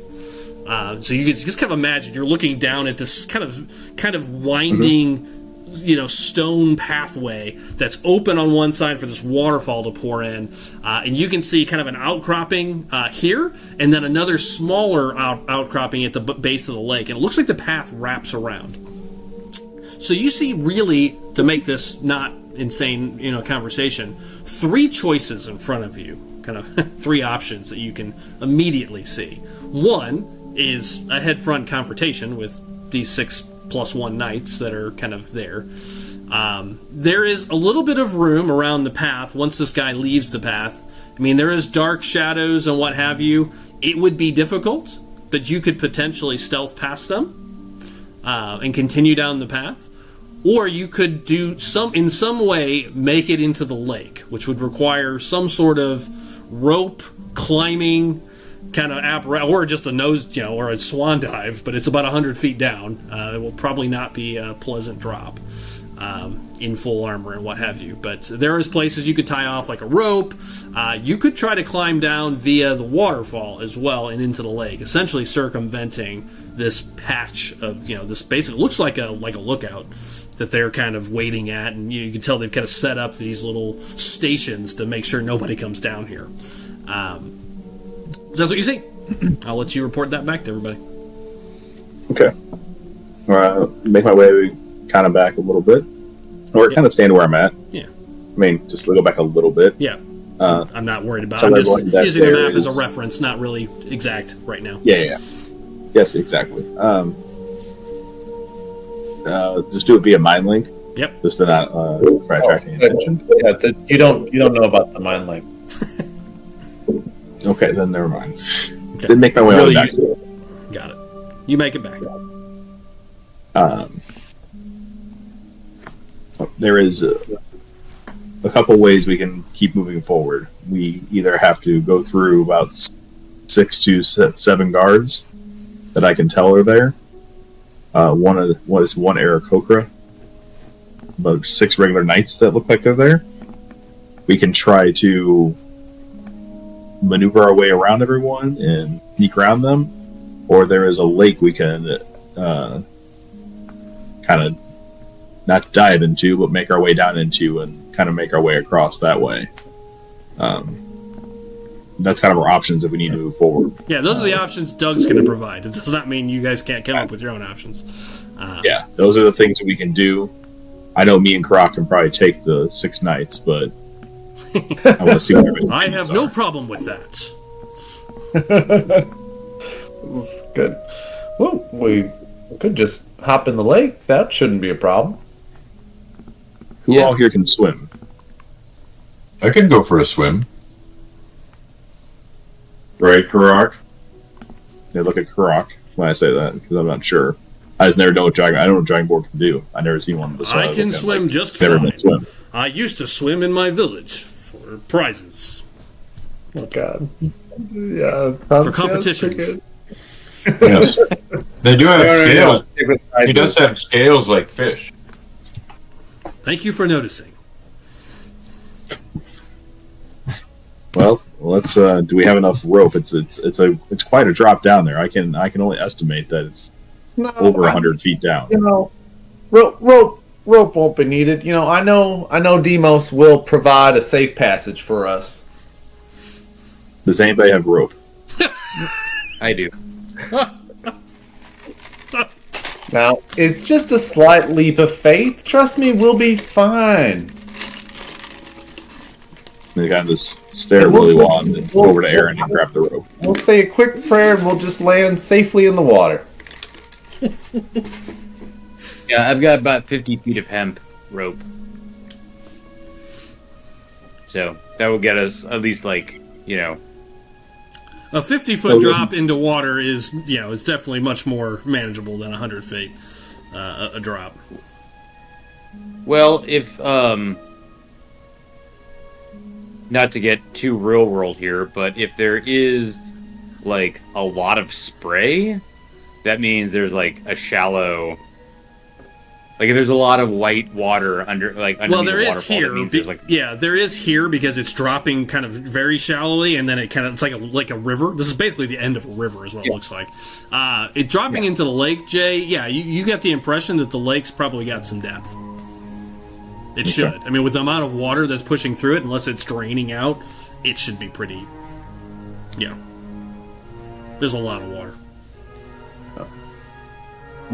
Definitely, Gotcha. definitely more depth than Karak. Big. Hey, All right. So what's the Not plan? here to defend. What would everybody like to do? We like to try to sneak around. And as much as I love a good fight, if there's more like this, that guy told us, we might want to just wait to see what lies ahead. sure. Yeah, I'd be willing to just sneak. Look, guys, I'm telling you, Demos is going to provide. We'll just leap over. It's not a problem. We'll just land gently in the water. I would certainly prefer the rope. Karak would say. I believe I can fly. Thank you. See, Elonis gets it. For copyright reasons, I cannot play that song on the podcast. I don't think we can even hum it. No, you cannot. Yeah, and for a lot of reasons, we're talking about we're in a mine. R. Kelly, I think, saying that. Oh. Yikes. All right. So what do we want to do? Willie, well, I mean, you keep saying it. What are you directing? Are you going to direct something or see how the team reacts here? What's this going to look like? He seems convinced. You guys can just leap into the water.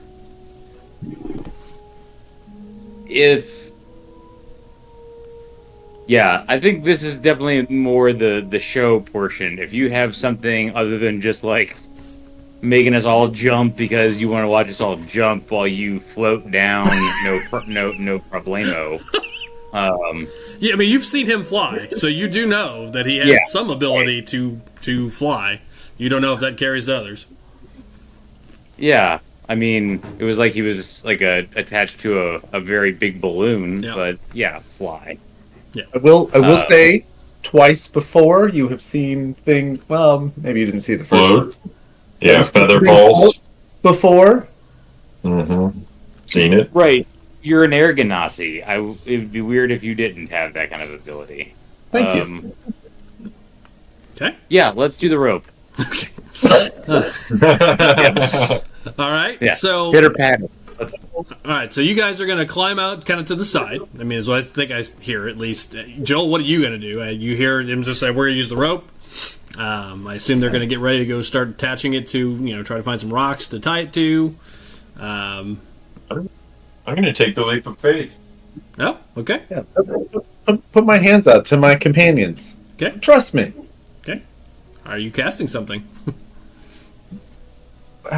I mean, No, he's. I could cast it ahead of time. But you don't have to. I mean, I'm just asking. Kevin, Oh, you do have. He's gonna Do you have feather enough fall. slots for Featherfall? What'd you say? I don't think you do. I don't think you have spell slots for Featherfall for all of us. You know, Drew, I'm asking you guys to trust me. I mean, and you just can't seem to do it, you know? So Kevin's jumping. Kevin, are you jumping? Yeah, right. Go to the edge. What do you? Put my hand up. Yeah, go ahead, color it out. Yeah, There's- just go to the edge. Stand Join- in front. Look at Karak. Give him a wink. He shakes his head. I would not do this. And jump. Okay, Joel. Just but do it like arms out. Okay. With arms wide open, you might say. Arms wide open. Oh God. I also cannot play that song for copyright reasons. Right. this one actually is a spell that I do have to do the verbal component for. So I will say the incantation, and then I'm going to jump off with the Lonus and cast it on everyone. Okay. What are you casting? Featherfall. Okay. How many people does it hit? It hits 5 people. Nice. Well, there are 5 of you, so that's convenient. So you cast it as the 2 of them leap off the side and just gracefully elevator drop towards the lake below. And because you did not use a rope or have to dangle or anything, I was going to have you guys make a stealth check to see if these guys spot you, kind of while you're, basically dropping behind them into the lake. You just see the 2 of them float down to the water. Wave at Karak. Okay. Wait for me, Alonis! And he'll leap. Okay. What about the other 2? Still use the rope. No, so these are Are you actually still using the rope? No, just now since I've heard the verbal and Yeah. the components of Yeah, spell, you I see will- the spell. Yeah. since that's how Karak do it, yeah. I will go ahead and do the same. You guys make your way into the lake. Good use of an ability. You have to use a spell slot for that? It's an Air Ganassi ability. It's free. Oh, permanently? Just once? Well, once per long rest. Got it. Okay. Yeah. I was hoping to use up a spell slot, but fine. Good Well, use of you an said ability. Featherfall, which- Yeah, good use of an ability. I love it. Good tactics. So you guys come down over this waterfall, jumping in as you guys are on your way down. It's dark. Again, the only reason there's light is because of the torchlight and that they have. Otherwise, this would be a pitch black mine. So as you guys drop through the, basically through the air between the water, running, the mist coming up in places, the darkness, and the fact that if you're in bright light and then looking into darkness, it's harder to see. They have zero reference to you guys as you guys come down, but you can see the 6 of them sitting there. And in fact, you hear bits of their conversation as you're moving slowly past them in the background into the drink below. But you hear them just kind of talking. Yes, can't wait. Can't wait to get back home. We've been down here too long. Yes, they brought that thing down yesterday, and they haven't been able to get through. Have you ever seen anything like it? No, I haven't seen anything like that before. And they said they dug it up out of the mountains. Yeah, you hear these bits and pieces and then they get interrupted by the guy walking up. Is breakfast ready yet? Been on guard duty all day. You see him kind of walking up as you guys drop below their view and their voices as you drop into the water. And it's one of them loud. are like, "One broke a toe already? It's 5:00 in the morning." Just a bit in my coffee. It is definitely not the same Aarakocra. You get a good view of them in the light. The Aarakocra you saw before was brown. This one is bright blue. Very similar to Huma. Was. It's a blue jay. Once you guys get into the water, it is loud. Because you are right next to the waterfall. It is deafening. As the sound is just coming down around you. The water is cold. It is deep. You're in this deep, murky, black water. It is very cold, like probably 40-degree water, 40 or 50-degree water. It is chilly, but you are in the drink. And you can see the path continues at the far end of the of the lake that you're in, this underground lake that's about 100 feet wide. And you see your next challenge immediately as you drop down there. Up on the lower passage, so the map is hard to show height. I did the best I could on this map. So at this lower level, you're now probably 50 feet, 40 feet below this other group. As the path carries on and you can see where it goes ahead of you, you see another small camp up that way now. Kind of down this little passageway, you can see light bouncing off of the walls. And flickering of torchlight and campfire light. You can smell the smoke. It's everywhere. And what you guys can see up on this kind of outcrop at the edge of the lake is 3 knights and some sort of large, what looks like cat creature sitting there on the ground. It is asleep. It's got its paws up in the air. It looks like a tiger. And it's just nuzzled up next to the fire. You can see this kind of bangled-looking tiger sitting there, and one guy sitting really close to it, and you see him kind of like scratching his tummy while they sit there. The other 2 knights are sitting there. All of them have their helmets off. They're wearing their half-plate, armor, and they're just sitting along the side of the fire up on this next outcropping. Once again, map not exactly drawn to scale. There is a little space. Number one, they're not really looking at you. Towards the water. They're actually all 4, well, 3 and 1 looking at the ceiling. The other 3 are not looking your way. They're sitting in a way that they're kind of looking down where the path would have come down, not really expecting that anyone would be coming out of the water. So at current, their backs are turned to you. So once again, you have these 4 people along your path. Technically, you could climb out of the water quietly and try to stealth kind of past them along the continuing down the path. Again, the map is not exactly to scale for this purposes, but you can see that there's room kind of along where the passageway would have traveled. You could attempt to stealth your way through, or you may have to find another way. But I'm going to just kind of move you guys a little closer for the moment. But yeah, that's basically what you see. The situation. That is the sitch. I vote stealth. Yeah. Yes, I as well. I could attempt to put them to sleep. Karak will say. I believe he has that ability. He's Right. done it before. You want to grapple them?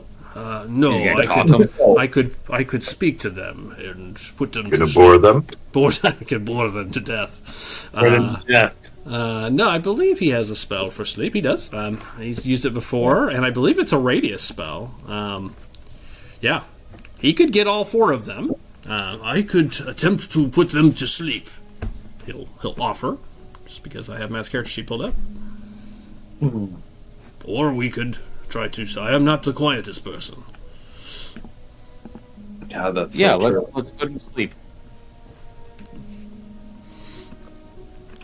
Okay, I vote put him to sleep. if you'd like him Yes, to I try agree. that. Okay, he can try to do that. Yeah. All right, what is this going to look like very then? smart. I think Karak, he's got to be within 60 feet, so he's he's probably fine, but I think in case this goes wrong, he's going to kind of swim up kind of to the edge of the lake, kind of waiting to pull himself out if he needs to. I think we all should. Okay, Yes, I agree. Just kind of crowd up to the edge of Be the there lake. with them. Okay. Yes.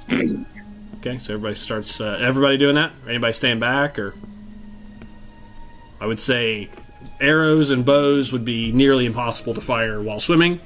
Yeah. As a side note. Okay. Well, anything you guys want to do before he starts and?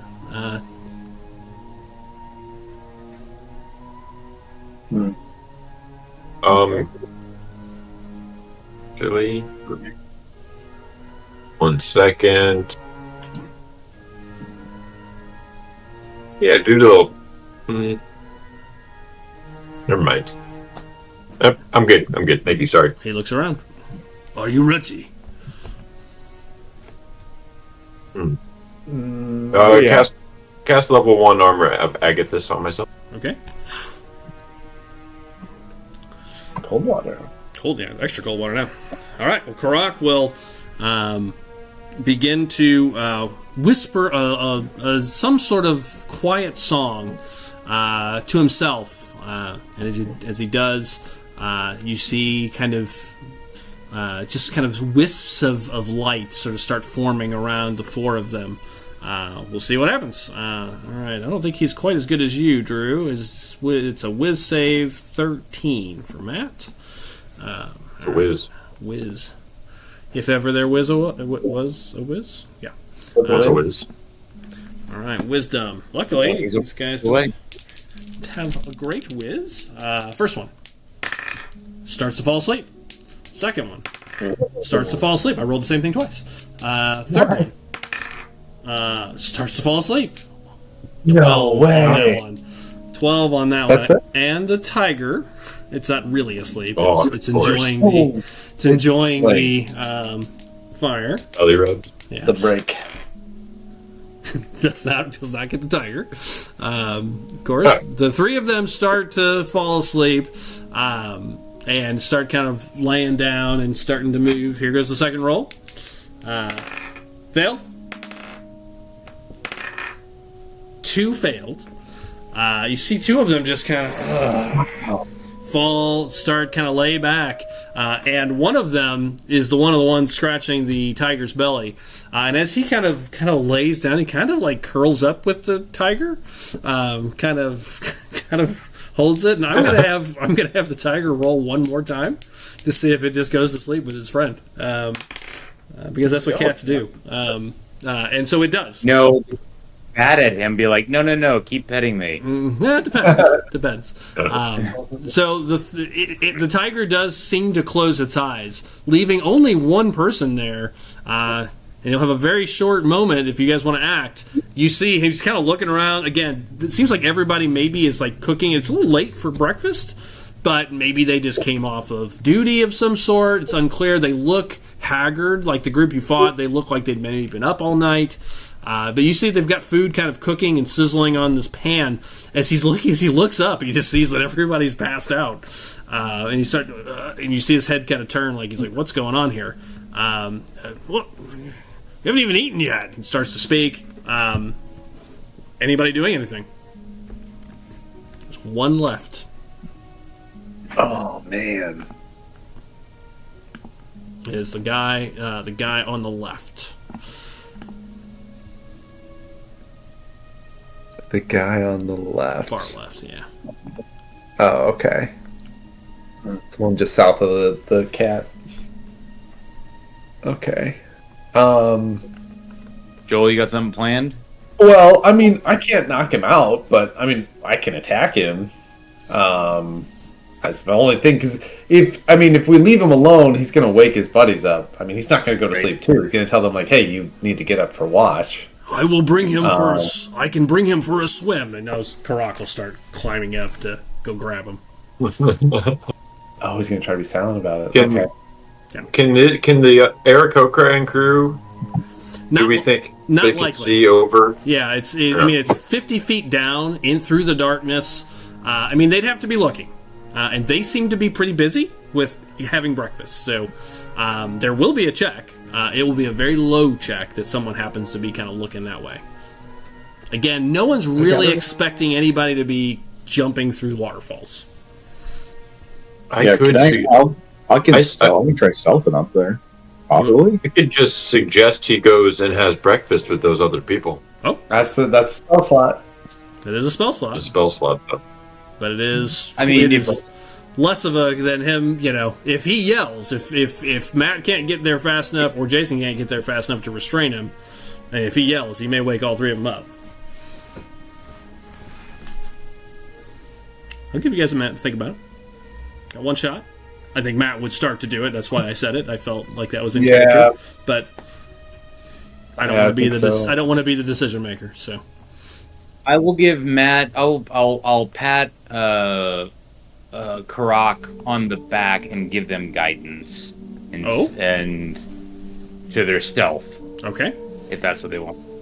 Okay, well, that's what I think Matt would offer to do. It sounded like, Jay, you were thinking about doing it. You want to go up with him and try to... The two of you try to 'cause I grab was- him and bring him into the lake? Yeah, because it's, I think, dual tech grapple and Okay. drag him into the lake. Like, I'll basically cover his mouth that he can like help Okay. restrain the. Okay. Like I do upper half, he does lower half kind of thing. Kinda Okay. like, that's Yeah. what I was thinking. If that's what the guys wants to do. I Yeah. figure that way, just we can get him in there and just kind of quietly knock him out. Okay. All right. Then I need each of you, and Matt will do it with guidance, need to make a... Real quick. Is that cool with everybody? Like, I just want to make sure like we're good. Yeah, and as they get up to the top, I'll use I think I'm gonna use Mage Hand to shuffle like some rocks over on the opposite direction Cool. of where they're coming. Okay, I like it. All right, so yeah, you add that to it. So what I will do is give you guys stealth with advantage because he's looking away. Actually, I'm going to give him disadvantage to see it. I'm going to do it the other way this time. You guys each make a stealth roll. Matt will do it with a guidance, and he will have disadvantage to hear you guys. So, Kevin, could you roll the D20 and a D4 for Matt? And it'll be two. Okay. I think it'll be two D20s, and take the lower of the two, please. I do believe he has Got disadvantage. Oh boy. Oh boy. So, what'd you... That is a total of 11. 11, okay. All right, he starts making his way up. Jay, what do you got? 20. 20, 11 and 20. Dirty 20. Dirty 20. Okay, he turns. We'll see. Disadvantage from Kevin's mage hand as he looks over as something kind of moves around with mage hand. Here goes. That's a 7 because of the disadvantage. It was a 15, moves it down to a 7. He turns just in time as Karak and Urskar grab the dude just together and, grab him, kind of close his mouth and just start pulling him. Just drags him as quickly as possible. And between the two of you, I'll allow you guys to move full movement, not half, since you're kind of working together. So in one round, you guys can just pull him right into the water. Just, and you do. He is in the water. What do you want to do with him? You have him. He's conscious still. He starts kind of trying to... I'm gonna mind sliver him, or right while they're dragging him to the wall. Okay. What am I rolling on that? A 15 intelligence save. Failed. Oh. Okay. I will do Vicious Mockery. He takes 6 points of damage and is minus a D4 from his next saving throw. Which is coming right behind it. Kevin, Vicious Mockery, as you say something to him quietly in the water. What am I rolling? Doesn't matter. It's a 5. You failed. You're going to sink like a rock, idiot. Wisdom 15. You failed. And that is... Very Okay, 4 points of damage. So not 9 points. You guys start just invading his mind with psychic damage as he, he probably thinks he's about to drown. I mean, he's got 5 people in this black, dark water. Can't see his friends. He's trying to call out. Jason's holding them, or Karak's holding them. I did forget to make the actually grapple check. I totally skipped that. So I'm gonna give it surprise that you guys were able to kind of grab behind him, but he is going to try to get out and actually make an attack. So I'd like Jay and Matt to go ahead and make your athletics check now, please. Oh, never mind. He rolled a nat 1. You guys got him. Oh, You got him. Choke him out. No roll needed. You want to choke him out? Yeah, just to keep him quiet. Yeah. Okay, you're just going to try Not to like kill him, choke him up. But knock him basically. out. Yeah. Yep. Not killing damage. Yep, got it. Yeah, you just hold his neck with a 1. Yeah, he or can't. just drown. Yeah, with 5 people, they're the 2 biggest guys holding him. You just knock him unconscious. You just kind of hold him till his neck, until he can't breathe, and he passes out. And then after he's unconscious, give him a little choppy chop across his neck. That sounds appropriate. No, anyway, go ahead. You'd have Just- to. Drown him He underwater and will just drown release if you the just body into the if lake. you release him. He will drown. You'll have to put him up on shore if you don't want to just murder him. I'll put him up on shore, but let's gag him and tie his. Do we have any more rope to tie him up then? Yeah, you have your 50-foot of rope. If you want to use it here. Waste the rope. Quickly go onto shore and see if there's any rope that any of the guys have. While he's gone into the lake. Yeah, just kick him into the lake. Kick him in the lake. Jason. We don't have time for For rope? All right, I'm trying to be a halfway decent person here. Take the I dark know side you are. point. That's why we're doing it while you're trying to go do a decent thing. So, is that what you guys are doing? You just going to drop him in the water? Yeah. Okay. He sinks to the bottom. Will I'll make sure he doesn't have any coins on him though. Oh, I say sarcastically. too late. If only we had time, Jason. Instead, Doug, they were all sitting around a campfire, right? Yep. I'm gonna generate a silent image of the campfire and all of them sitting there. Okay. It I'm lasts for gonna 10 hold minutes. that for 10. Yep. I'm gonna hold that for 10 minutes. All right. Does that mean you guys are going to move past? Quietly. Keep moving. Yep. Let's go. All right. Very good. You guys, keep moving along then. Perfect. You're able to move past them. The passageway continues past them just a little ways. This becomes like an outcropping, and it continues around. And as soon as you pass them, leaving these three sleeping people, the path heads straight south. It starts to continue to drop away from the water. You guys start making your way around. What does this look like? Because a couple things are going to happen before we go to break. Wrong button. Well, I'll move ahead stealthily this time. Not far ahead, but just take the lead a bit. Okay, so Elonis, you kind of start moving to the front. What about the rest of you? I'll hold up the back. Okay. Oops, I grabbed the knight. He's coming with you. Full time. He's coming along. Just His drag. armor's coming along. Yep. All right, so Willy Wah in the back. Elonis moves towards the front. What about the rest of you? I'd say Karak will walk up with Elonis then, because that's what he would do.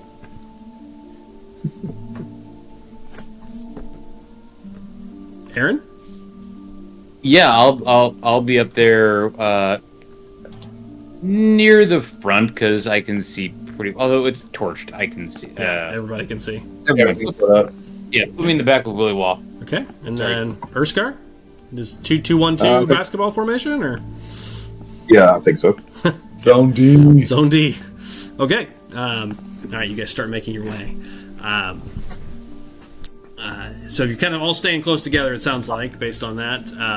Just moving through this path. Head south a little bit, and then starts to move back east. All the while, you can feel and sense you're dropping.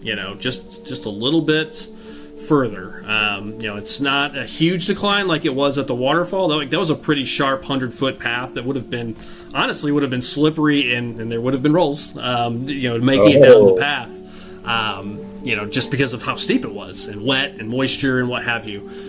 This starts to level out, but you do get the sense you're still dropping. But you turn back towards the west, or east, excuse me, when you feel like you're heading back towards town again, further. Like everything keeps kind of heading back that way.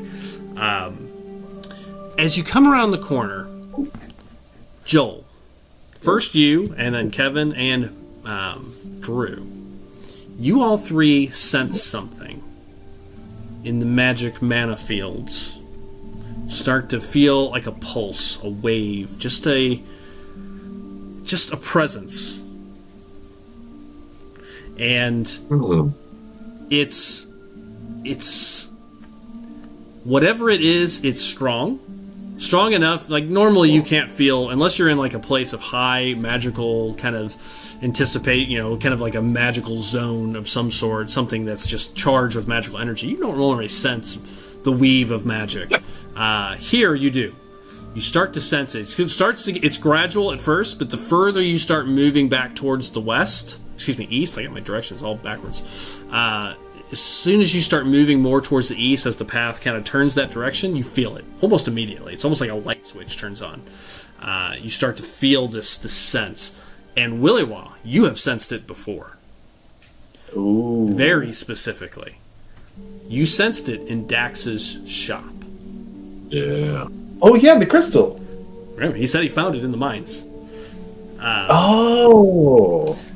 So you feel that reverberation. It's weak wherever it is. It must be further away, or it's not as strong as whatever he found. But you get that same kind of resonance as you're moving towards the east. Drew, your invisibility would have turned off by now. Would have right after the short rest. However, Oh, the invisibility. invisibility. Yeah. Cast Detect Magic. Oh, interesting. Wow. Is that a spell slot, or are you doing it as a ritual, like as you're walking? It is a spell slot. Yeah. Okay, you're going to cast Detect Magic. Interesting choice.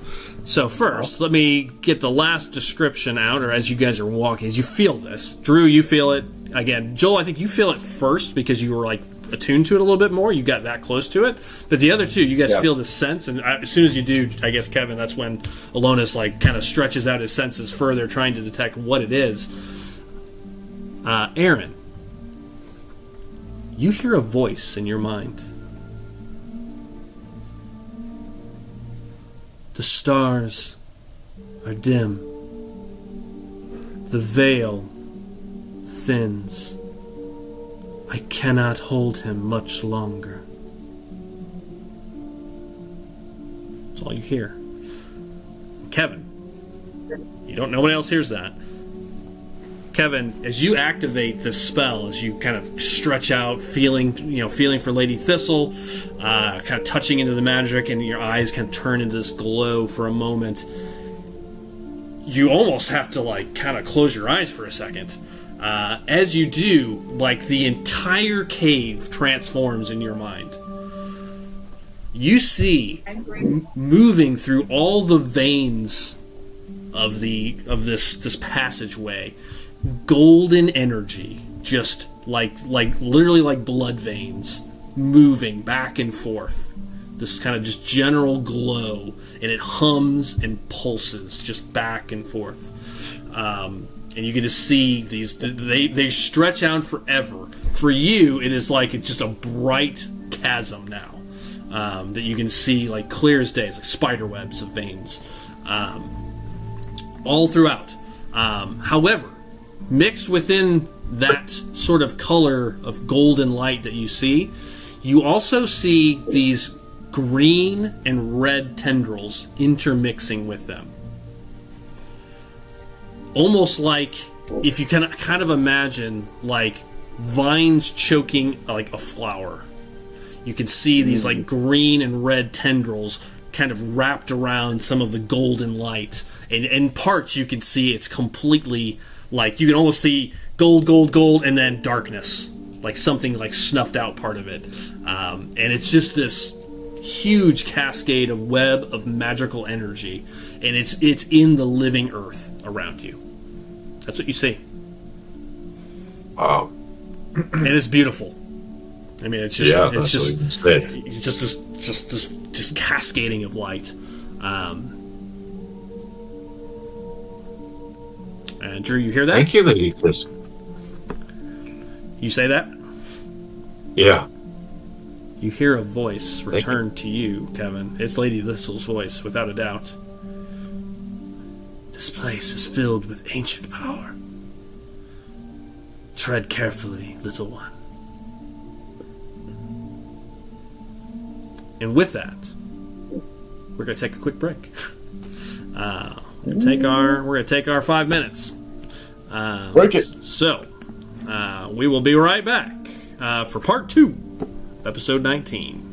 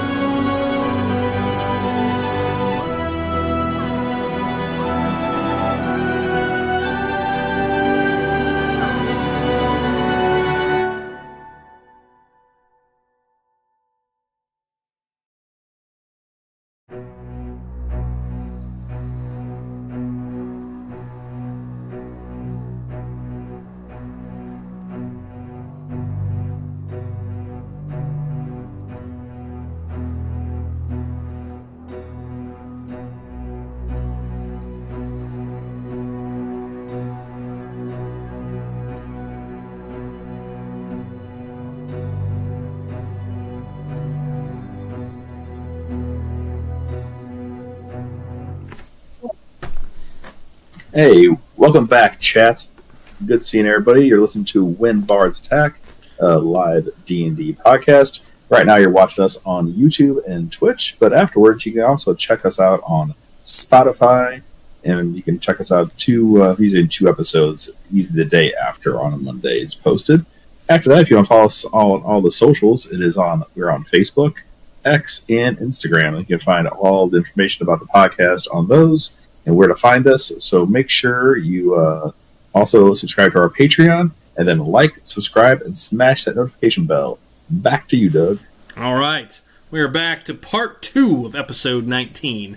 No name for it yet. We'll see how things progress. But in the first part, our adventurers made their way through a number of encampments. I got it already, real quick. I'm going to butt you in real quick. I already got the name. We're going to call it The Group Gets Wet.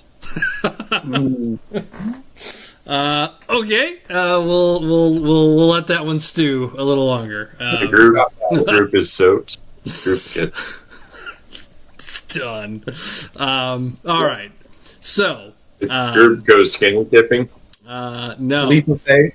Nobody went skinny dipping. Let's get into the story and pick up innuendos later. Yeah. We got all night and all day tomorrow for that. All right, Yeah. now we're at part 2. So our adventurers made their way further into the abandoned mine, past 3 more contingents of Padoran knights who seem to be off duty and sort of protecting the path down to what they believe they're going to find as an ancient temple to Miram, based on their interrogation of Thalon, a knight of Pedora who was let go.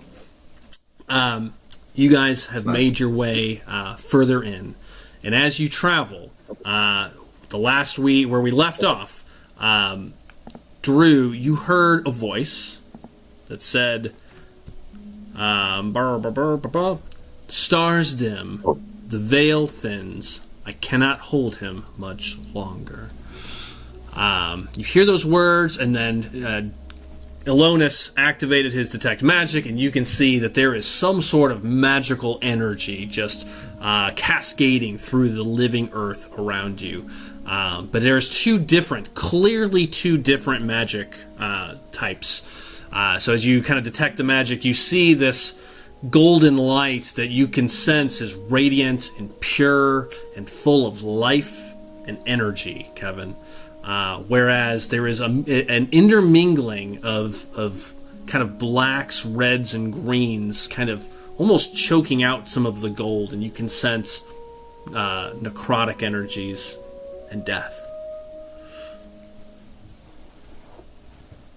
That's what you sensed, and that's where we stopped. You guys just kind of heard the voice. You all sensed it. 3 of you sensed this magical life force. And as you turn around, Kevin, this carries up the way. It didn't just suddenly start here down this path. It looks like it went further up, but it is dimmer. Like if you look the way you came, like it's getting brighter and more concentrated as you're traveling. What do you guys want to do? Do you want to continue on, or do you want to discuss anything, or what would you like to do? I'm going to shake mine off and ignore it. Okay, check. And continue. Yeah, like push the feelings down. Okay, you do. Kevin, saying anything, or just kind of taking in the sights?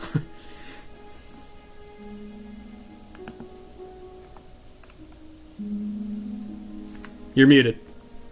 Oh, muted. Sorry. Yeah, taking in the sights, being awestruck in this moment, looking at Karak and saying, there's something really powerful here. He looks at you. Magic. There's powerful magic everywhere. Some good, some dark. Okay, so obviously, Aaron, you hear that as well. You all hear that. He's talking to Karak, but you can all hear conversation. Your voices do carry a little bit through these closed-in stone walls. Anybody else say anything, or just continue walking?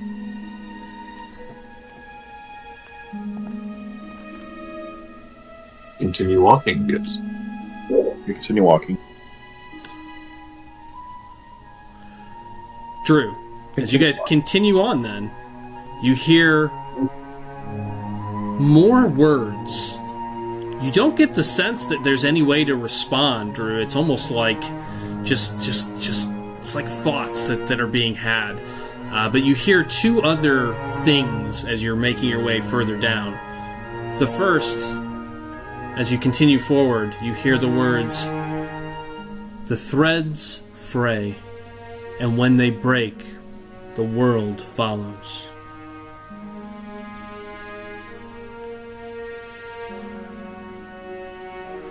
And then the last thing you hear before I will describe the next thing you all see, as you're getting further down, Drew, you hear, "The earth burns cold, and the stars cry in the dark." And as you hear that voice, it does seem like the voice is getting stronger, Drew. Like it's a little more concrete. At first, it felt like more like a thought than maybe, almost like a coherent sentence, like that sounded almost directed. You hear this in your mind. The strength of this magic continues to get stronger, Joel, Drew, and Kevin, as you guys are walking. Otherwise, it's just quiet. You can see this torch-lit path. And you're walking for about 3-4 minutes before finally, as it continues to drop every once in a while and level off, continuing east, you see a blue light start kind of emanating down this passageway. Right now it's at the edge of your vision. It's about 50 feet away. But as you kind of come around a corner, you can see this just unearthly blue hue coming up from this darkened cavern up ahead. And it does look like, as that blue light is starting to emanate, there's no torchlight left. The torches seem to have stopped up ahead. You guys are about 50 feet away from that.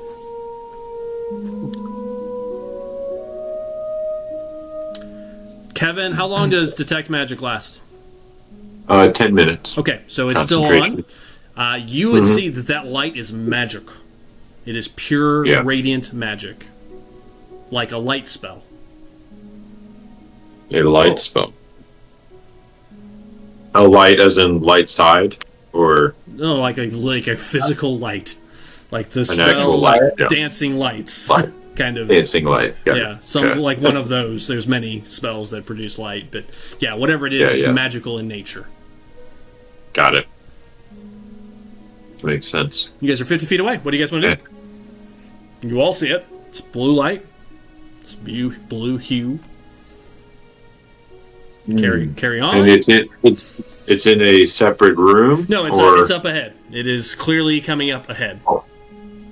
Got it. In case you guys wanted to do anything different, I just wanted to declare it because you see it. You can clearly see the torchlight gives way for this blue light coming out. Something. Guys, I think we should leave. Let's go back home. Pick up the pace on my own a little bit. Okay. And move forward. Okay. To peek my head. Alonus, you should not go ahead like that. I'll be okay. I'll give warning if I see anything. Okay, you're gonna run up. Yeah. Okay. Anybody else, or are you guys letting him go? Let him go. Okay. Kevin, you run up ahead. You enter into the blue light, and it's only about 5-10 feet of rock before basically you see into an open cavern, and this is what you see. As you come through the last of this passageway, this blue light gives way to an open sanctum underground, and I mean sanctum. It is huge, like this open, huge, just canyon underground. What catches your attention is what you see directly ahead.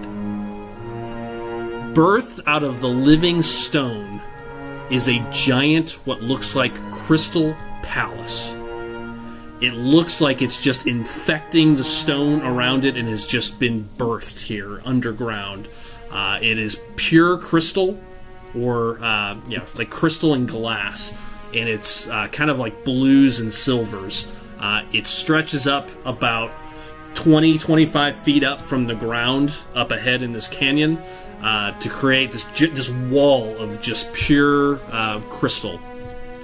There is a crystalline bridge that just carries over from it across a canyon, up into the cave, the natural cave system, and all of it looks grown. Like you can see bits of crystal kind of growing into the rock around it to create whatever this structure is. In the middle of it is a giant double door. You can see it, as well as above the door is a glowing rune, bright purple, and just kind of just shimmers over the door. At the far end of the bridge is a kind of what looks like a little bit like the Washington Monument, sort of a large, sort of kind of phallic stone obelisk. Thank you. It's the word I was looking for. At the end of the bridge, so you see this obelisk, then the bridge begins across the canyon to this what looks like a giant temple made of glass or crystal. That's the first thing you see. Along the bridge, there's a lot to color out. Along the bridge is you can see blue, what looks like burning lights. I'm going to use the word lights here for a moment, but that's the best description I can get. You can see they're some sort of orb-like discs in the bridge that are glowing, bright blue, creating just light throughout the entire cavern. And they are bright lights. They reflect off of the crystal itself. And just create this just mirror of blue light that lights the whole cavern like it's daylight. Can you see through the crystal, or is it? You cannot. It looks opaque? It looks opaque. You can't see inside. But that's the view that you see immediately. And as I do this, I'm going to go ahead and activate the map at this point. For Kevin, especially. Activate. It's like a glass block. Yeah, that's exactly what it looks like. Now, that's not all you see. That's the outside presence that you see. On the bridge itself, on this glass sort of platform, you see, standing around the obelisk, 2 knights standing there, both one with all with capes and half-plate armor. You see a pair of knights that are looking to be on guard duty. They are just at the edge of the bridge, looking up, looking in your general direction as you come down. And you kind of start to see them. You probably have to kind of get up along the side for a moment as you kind of take all this in. They probably can't see you because it's a lot of darkness between here and the blue light. And once again, they're in the light and you're up in the darkness, so it's probably not super, super crisp to see, at least at current. But you see these 2 knights. Behind them, on the other side of the obelisk, you see an Aarakocra standing there. Looks to be kind of brownish as well. He's wearing white flowing robes and a green, I don't remember the name of the things that Catholic priests wear, but that thing that they kind of wear over their shoulders at some masses. And it has the insignia of Bendahina, the god of air, over his robes. There is another man standing next to him. They seem to be inspecting the obelisk. He has long white hair, older man, probably in his 50s. He is... A stole. What's that? A stole. Thank you, stole. He is looking at the obelisk, and then there is a dwarven man in full plate standing there as well. The 3 of them are just sort of inspecting this obelisk, and then there's 2 guards in front of it. In front of the door to the temple, you see 2 more knights, and next to them is a silver object. It looks like almost like a metal spider. You see 4 giant legs sitting in the ground, and it's pointed at the door. What you can see, Kevin, is it's glowing bright red, whatever it is. Like it has like something on the front of it that is kind of pointed towards the door, and you can see it's glowing bright red. It's this large silver object, about the size, a little bit smaller than like a small like Fiat. Like this is like a big thing, like a big device. Nothing you've ever seen before. This would be, as far as I could quote for us, would look like technology. Looks like nothing you've seen in Aerith in your travels. It's metal. It's got like gears, and you see black lines. I'm going to call those wires. Like you see this device that looks like nothing you've ever seen before, and there. That's what you currently see from your vantage point, and I'm going to now put you on the map, Kevin, since you see it. I'm going to put everybody on the map so you can kind of see what I'm describing. Here we go. Players, StarFall. Here you are. So we'll start with Kevin. Where are you, Kevin? Aloneness. There you are. Right here. I see you. I'll see. Sherman. Okay. And I think that's everybody on the map now. Alright. Should start coming online. Hello. Boom. Hello. Oh. And that's what you can see. You should be able to see it now. Kevin, this is kind of an enclosed space a little further in, and then you can see this giant chasm on either side. The best I could do with the map program is that everything to the left and right over here is a chasm. It's a stone bridge that carries across, and then on the other side of that chasm, I kind of described that a little bit wrong there initially. On the other side of that chasm, you can see this almost looks like a launch, like almost like an airport runway, almost like this glowing runway of glass that carries on to the almost like a giant front courtyard to a palace. And you described a rune of some sort. Where was that at? It's over the door.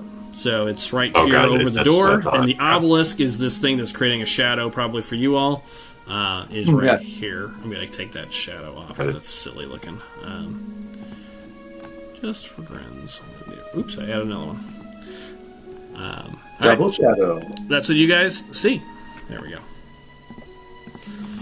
All right. Kevin, that's what you see? What would you like to do? All right. Walk back to meet the crew. Yep.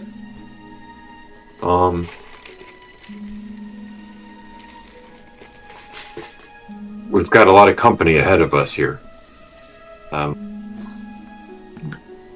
Describe out what I saw. Yep. You guys all get the lay of the land. Seems like that night wasn't. Seems like that night wasn't deceiving us. It was not. No, I think we've seen just about everybody, but that means there are people behind us as well. Yeah, it's a long way, though. I mean, you guys have walked for a good 10 minutes. Got it. Well, let's hope they stay asleep for a while. Yeah. Oh. What's up there? Temple door. But there's some crazy contraption that I'm pretty sure they're going to use to try to get it open, because they haven't found any other way. Yeah, and that's what you heard them say that. They brought something down here that that seems to fit the bill. And everything else you see, you've never seen magical lights like that, Kevin. Ever. Lights illuminating like that. This is nothing, I mean, is a spectacle. And you still have detect magic on. The entire temple is magic. It is a wall of magic for you. Wow. The ground, the walls, the doors, everything. It's really kind of hard for you to almost pick out details with that spell on. It's just so bright. Yeah. Totally. And the object, speaking of, because you did, I didn't think about it, the object sitting in front of the door, whatever they had, is magical as well. Something inside of it was magical. You could see something glowing. You would have seen something glowing inside of it. Interesting. Yeah,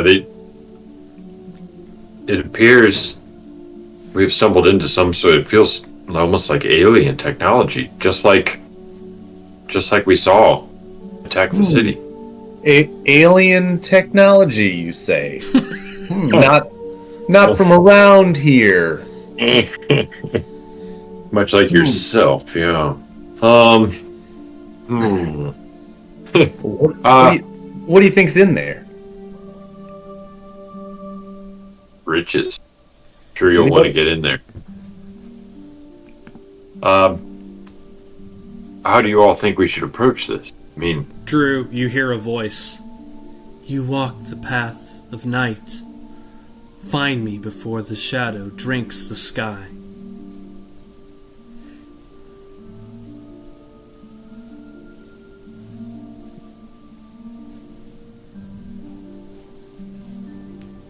Don't freak me out. yeah, correct. Well, I doubt we'll be able to sneak our way down there like before. Yeah, I think they're on high alert here. Nobody going to sleep anytime soon. Well, luckily the All rest right. of their reinforcements are long behind us, so they shouldn't hear anything. Shouldn't hear anything. There's about 6 people up there, I think. 7. Yep, 7. That's not too bad. Oh, I think we can handle it. Right, Karak? I'm sure these guys aren't pushovers. No, most definitely not. Well, And not even bees. if most of them were, at least one of them or 2 of them are not. Correct.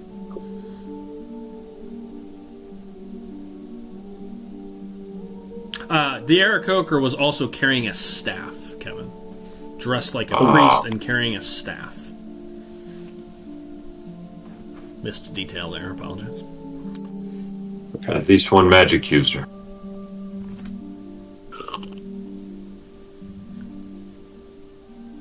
Well, should we Right, just let's- run in yelling? I mean, Well, look- I think we should get into position for surprise. I think we should take out the magic user first. Do not let them speak. Cast a spell on this.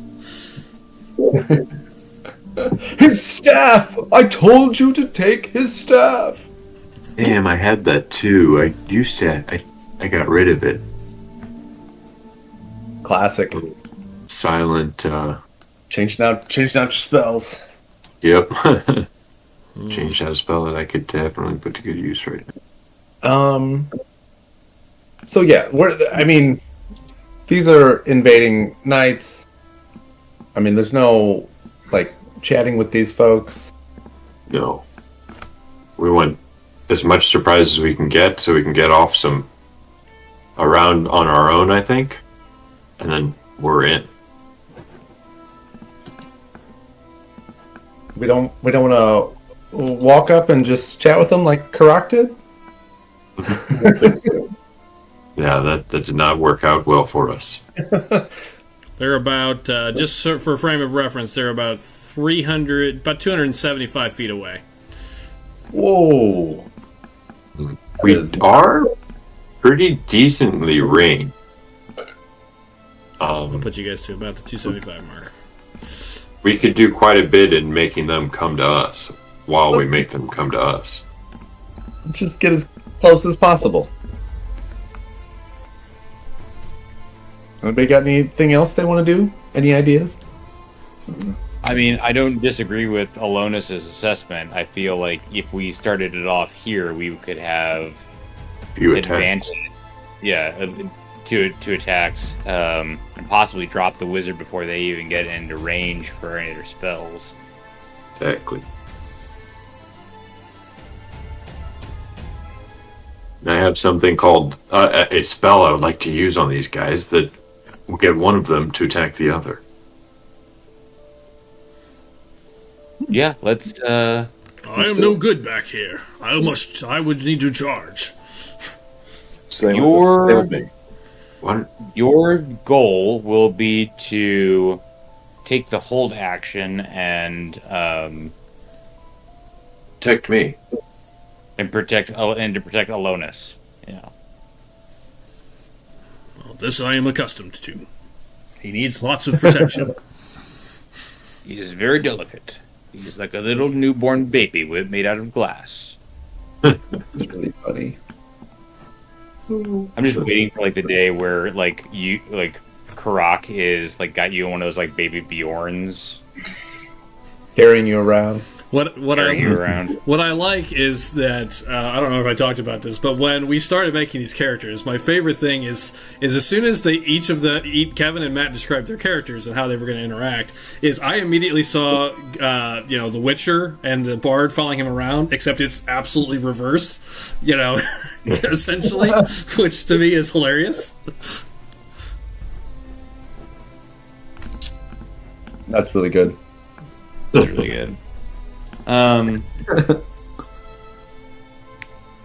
mean, we can try to get closer, but I think that having those like a couple rounds of just plugging people is really good. Let me see. I've got my Eldritch Blast. That's only 120 feet. I've got 120 feet that I can do anything.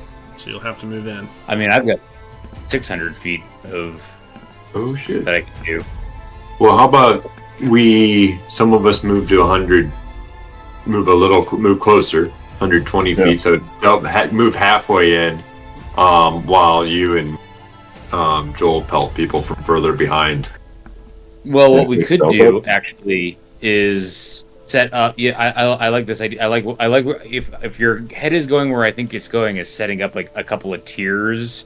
Yeah. So I would kick it off, fire an arrow. But you guys would already be you would already be 120 feet up, and then Karak and possibly Urskar, if you don't want to do range, would be like kind of waiting for them to kind of like charge into and bump into. Correct. Yeah. Correct. And get let's do that. Full ground. Yeah. I like that. Right. Let's have Urskar and Karak kind of stealth up closer, and then along with me and Alonis.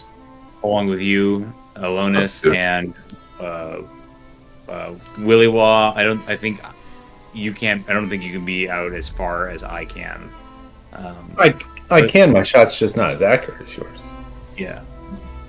And then what I can do is I can also put up my Twilight Sanctuary now, and then or right before we do initiative, and that way I can kind of run in and heal people up or prop people up as need be. Nice. Doug, could you move myself? No, I don't guys want you to make any rolls movement here. I don't want to make any movement until you decide what you're doing officially. So if that's the plan, I want to be clear. You two are moving up, or you three are going to move up together.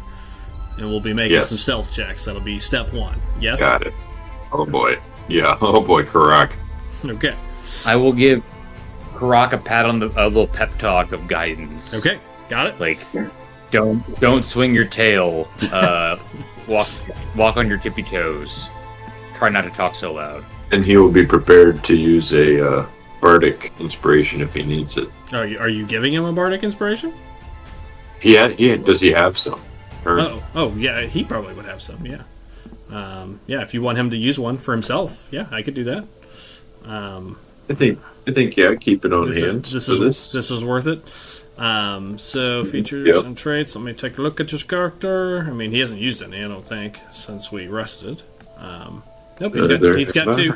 So, yeah, he can add a d6. Alright, so he will turn that on and activate it for himself. Okay. Alright. So I think what I hear is you three are going to start making your way up to trying to get to the 100-foot range, yes? 120-foot range? 120 foot, yep. Okay. All right, so you guys come into the cavern. The rest of you see this spectacle that I have described. Not much has changed in this couple of minutes. Those three are still kind of looking at the obelisk. You see the guy with the white hair is probably the closest to it. Looking at it, you see his hand is on it. The Aarakocra stands there holding his staff. They're just talking. The dwarven man, you can see he's wearing full silver, as bright silver plate mail with the Padoran symbol of the cavalry once again. He is wearing a full kind of black cape. And he is he seems to be kind of talking. You see him kind of point. Can't make out the words at them. It looks like maybe he's in charge. You get kind of this impression that he's kind of directing. You see move from one guy to the other, kind of talking just a little bit back and forth. The two knights by the device, one of them is kind of standing guard. The other one seems to be like working on it. For the best I can describe. You can see him doing stuff there, like, moving things around, touching things, just you can see movement happening. Just to color that out a little bit. So, with that, I'm going to start by moving Kevin 100 feet. Actually, I'm going to move you 80 feet, because you're going to see something at the 80-foot mark. Kevy Kev? Oh, hello. Yep. Oh, boy. Yep. As the three of you are starting to make your way up, I do need that stealth check. Oh, boy. Are those tents? Yep. As you start coming down, as the canyon opens, to your left, which you really kind of had your sight lines blocked, to your left you can see tents up on a kind of a shelf looking down into the canyon, and a path that leads up there. There are currently 2 additional knights standing up there with bows drawn currently. And they are looking right in your general direction. Now, it is dark, so it is not an easy spot, but they are kind of looking your way. They appear to be on guard duty as well. So I need you guys to make your stealth checks. I will make Matt's on his character sheet. With disadvantage. Here goes. Wow, Matt made a 21 with disadvantage before I use his guidance or his bardic inspiration. 25. Like a ninja. All right. Karak just...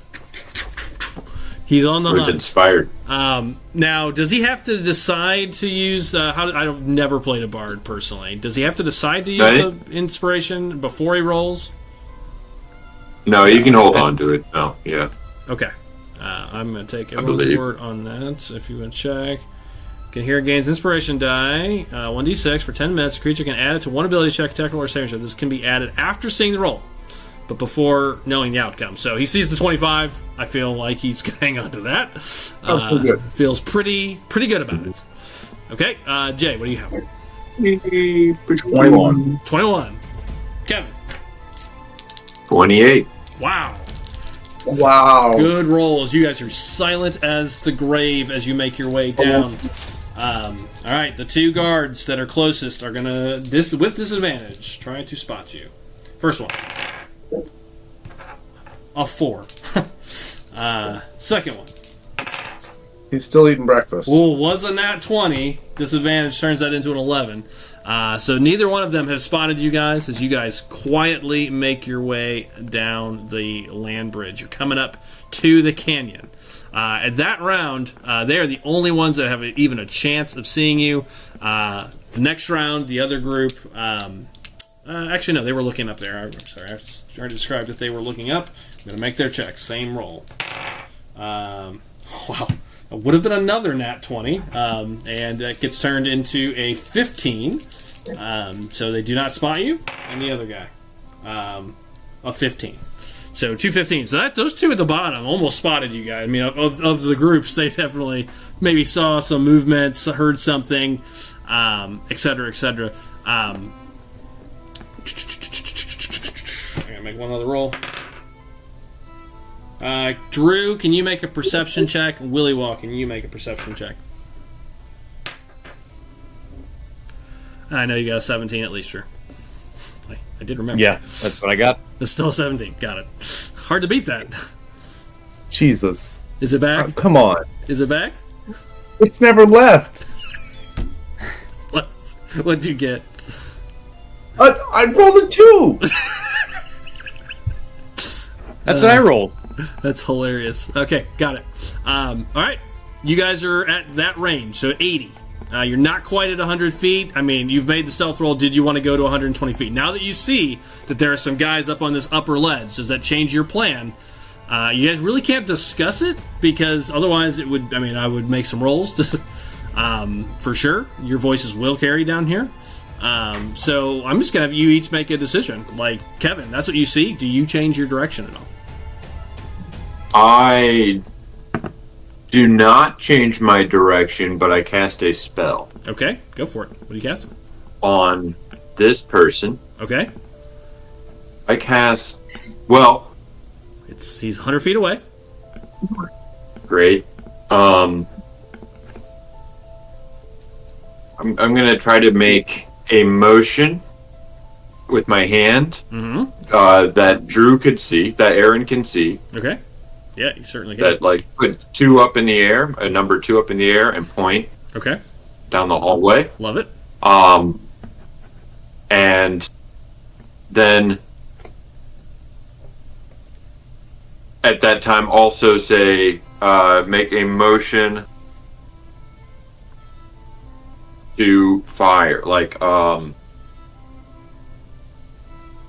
begin the attack. Okay, like go, kind of a go Yeah, motion. go.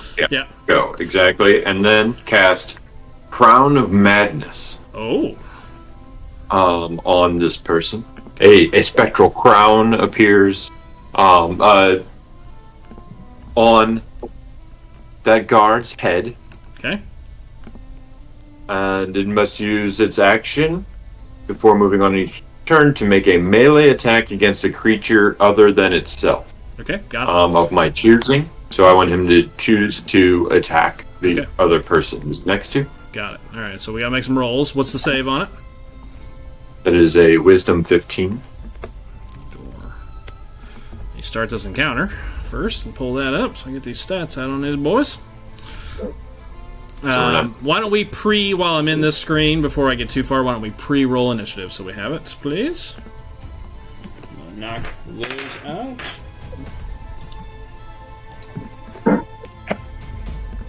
They should automatically fill in.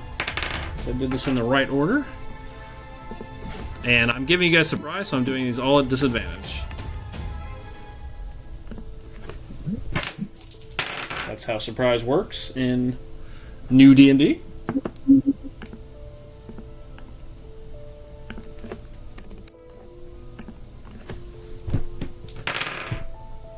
Still got an 18 alone. Wow. I don't know if that's going to beat my 5. Well, not many people beat your 5, or didn't beat your 5, but a couple of them still were below you. Alright, last boy here. Second 2 in a row, man. Sucks.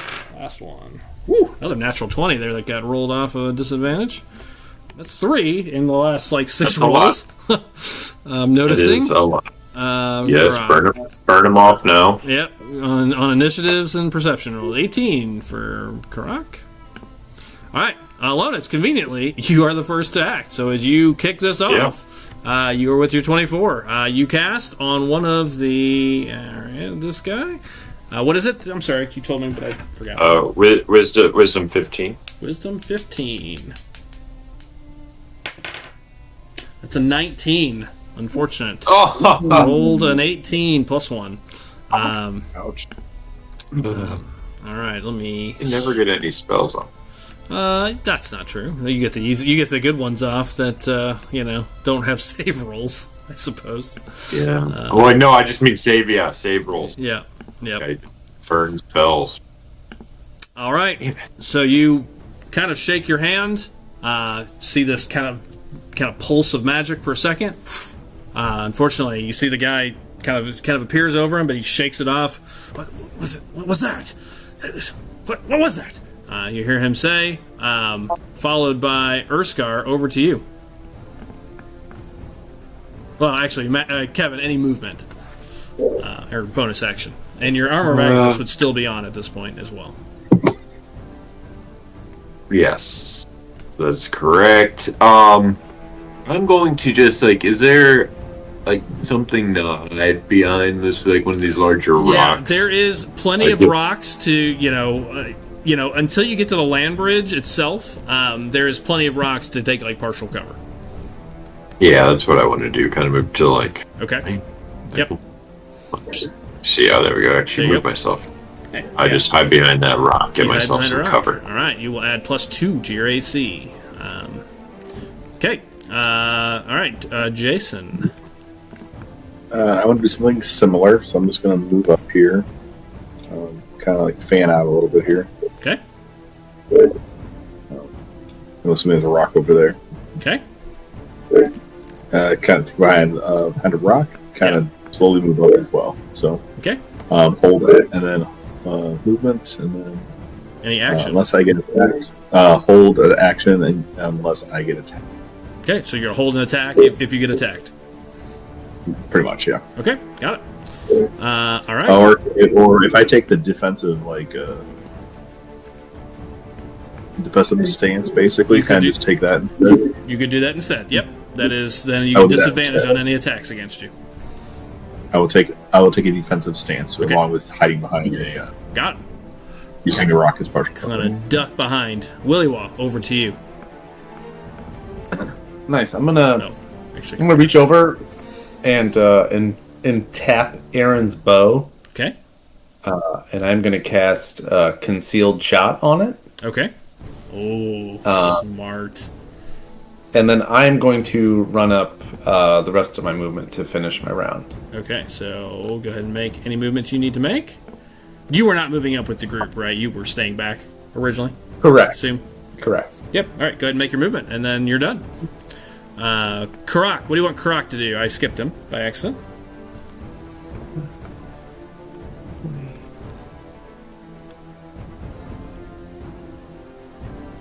Drew, your shots are silent and invisible until they hit, Okay.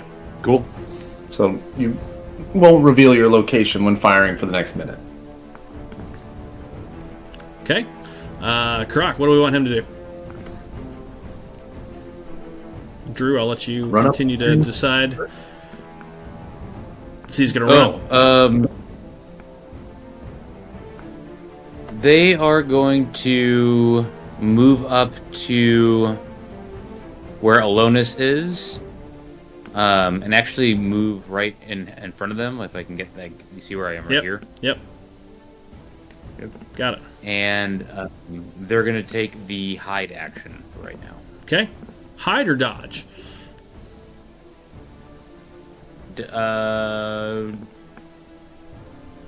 Hide, I guess. Hide. Okay. Got it. I'll roll it if it becomes necessary.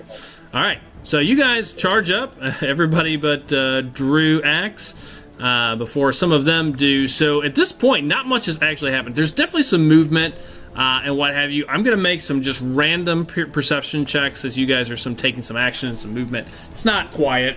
Odds are they're going to hear shuffling around up there, but nobody's taking an action, so they really wouldn't be able to see much. But I'm going to make just a quick check for the group.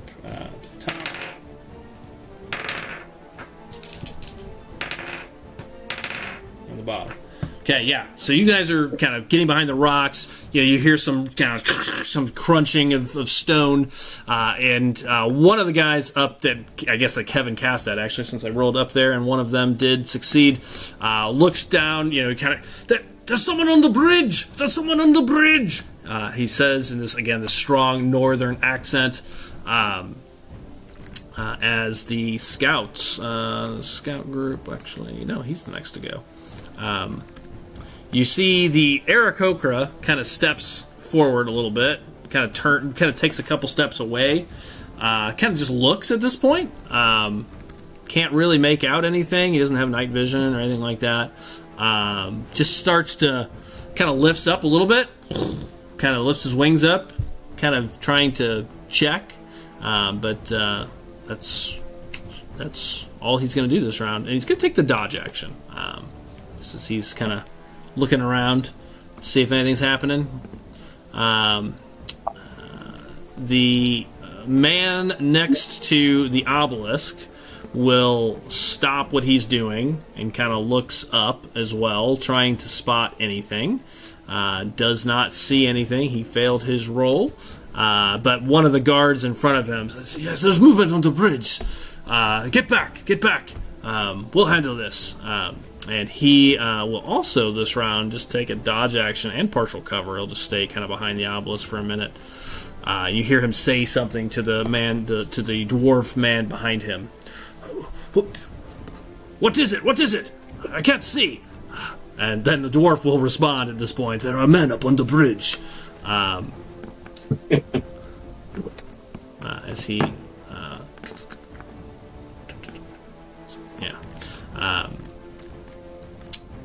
all right. That's all they're all doing. They're just kind of taking dodge actions and looking, and that's all they're going to do. These two guys take the dodge action as well, just kind of waiting, trying to see what's happening. He's going to move out just a little bit, and then, finally, it is Aaron. Strategically waiting until everyone got in their places. Yes. Right. Cool. I'm going to shoot at the Aarakocra.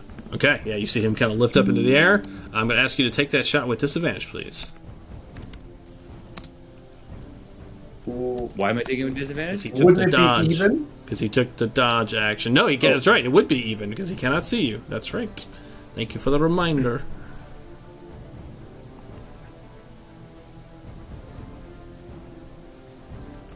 Uh, 22. That'll hit all day long.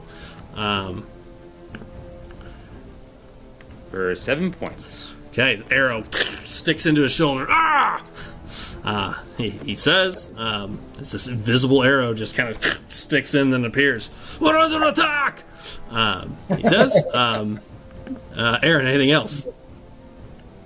Nope, that's it. God, that looks terrifying. So yeah, just he's flying up in the air like, what's going on? He drops down to his feet for a second as the air pulls it out. The dwarf goes next. He is going to... He's going to run up with his two men. We must prepare for... Protect the bridge, he says. And he's going to wait here, and he's going to take the dodge action now. He gets a turn for this round. Oh, there's someone who's slower. Yeah. And then the archers actually finally get their turn. So these two guys up there, they roll a 3. These two up on the bridge who hear the movement, hear the shuffling around. They're going to fire into the darkness. Jay, one at you and one at Kevin. Jay, it's yours. Since you took the dodge action, these are at disadvantage. First, which is good, because, oh my god, that was another nat 20 that turned into an 8. That is my 5th one I've seen on a dice roll tonight. It hits the rocks next to you. Kind of plings next to you.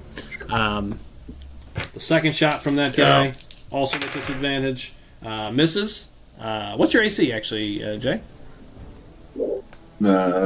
15. Just do I get the misses. +2 for the rock? Yep, just misses because of the rock. That's right. So by two. So it is the rock that blocks it. So you kind of duck to the side of one. The other one just kind of plings off the rock. Alonis, at you. And Dwayne Johnson just jumps up right in front Jumps of in the you. rock and hits me. You're welcome. What's your AC, Jay or Kevin? 19 right now. 19. That's a 17. So again, the rocks kind of pulling off of the rocks near you. Second one, That that's rock. a 3. That one goes deep into the darkness, and down from below. He is going to fire probably a Karak. In general, his general. Well, actually, he hit, so we'll just not even make that roll. Jay, that is a that one is a 15. I can't read that dice. I need to get rid of that. That one is a hit. No, so 17 with the rock. You are also avoided. So these arrows just start plinging off the rocks around you, none taking effect. That is the end of the round. Goes back up to you, Alonis. All right, I will take 2 blasts of my Eldritch Blasts at Aarakocra. The Aarakocra. He is still a little ways away, bud. Still about 180 feet away. Because you stopped short, remember? Out of range. The archers to your left are in range, or you would have to continue moving. Okay, yeah. So we're not fighting on 2 fronts. Start shooting these guys over here. So go ahead and blast this guy twice. Okay. Guy on the left. Yeah. Okay. All right. That is a 21 Hits all day. and a 21. 2 hits. 2 shots. Slam into him. Bridge glass. That is a 9 Nice. and a 2. 11. You see 2 shots crinkle. He's not wearing this one up. As you see, these guys, these kind of scouts up on the leads. They're wearing what looks like a little bit of a thinner, more of just of a breastplate. Not quite the same full body armor that the other knights were wearing.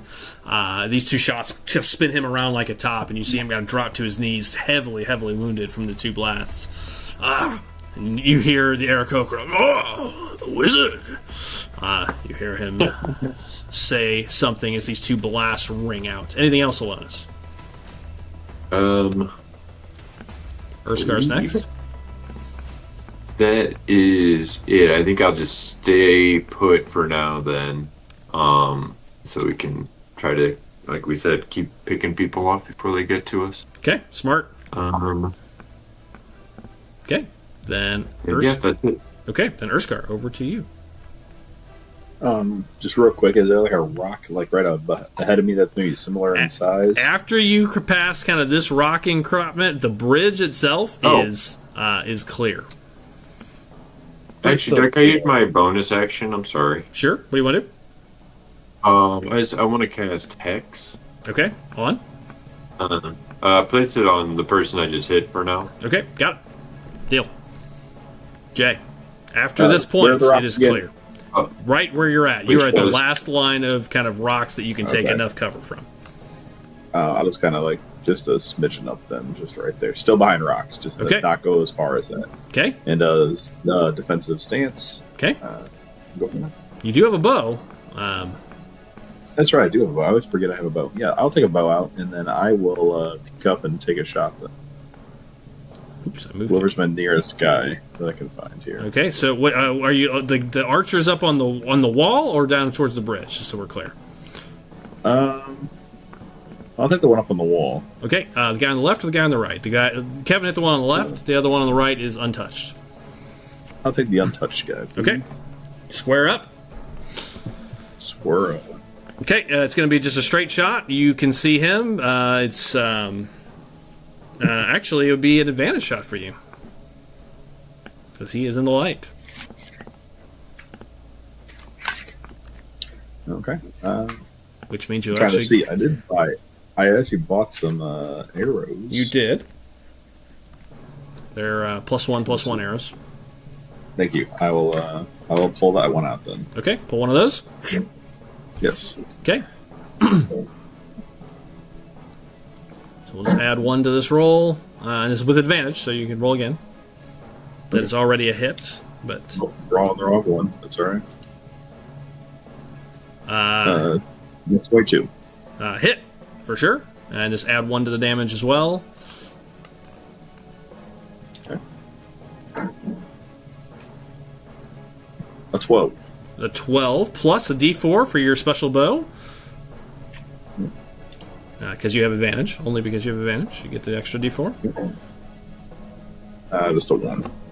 13 total points. This guy, see this arrow stick right in his gut. So you snipe him from the side, out of the darkness. Very good. Anything else, Jay? No. Why is it? Okay. Karak. Over to Karak.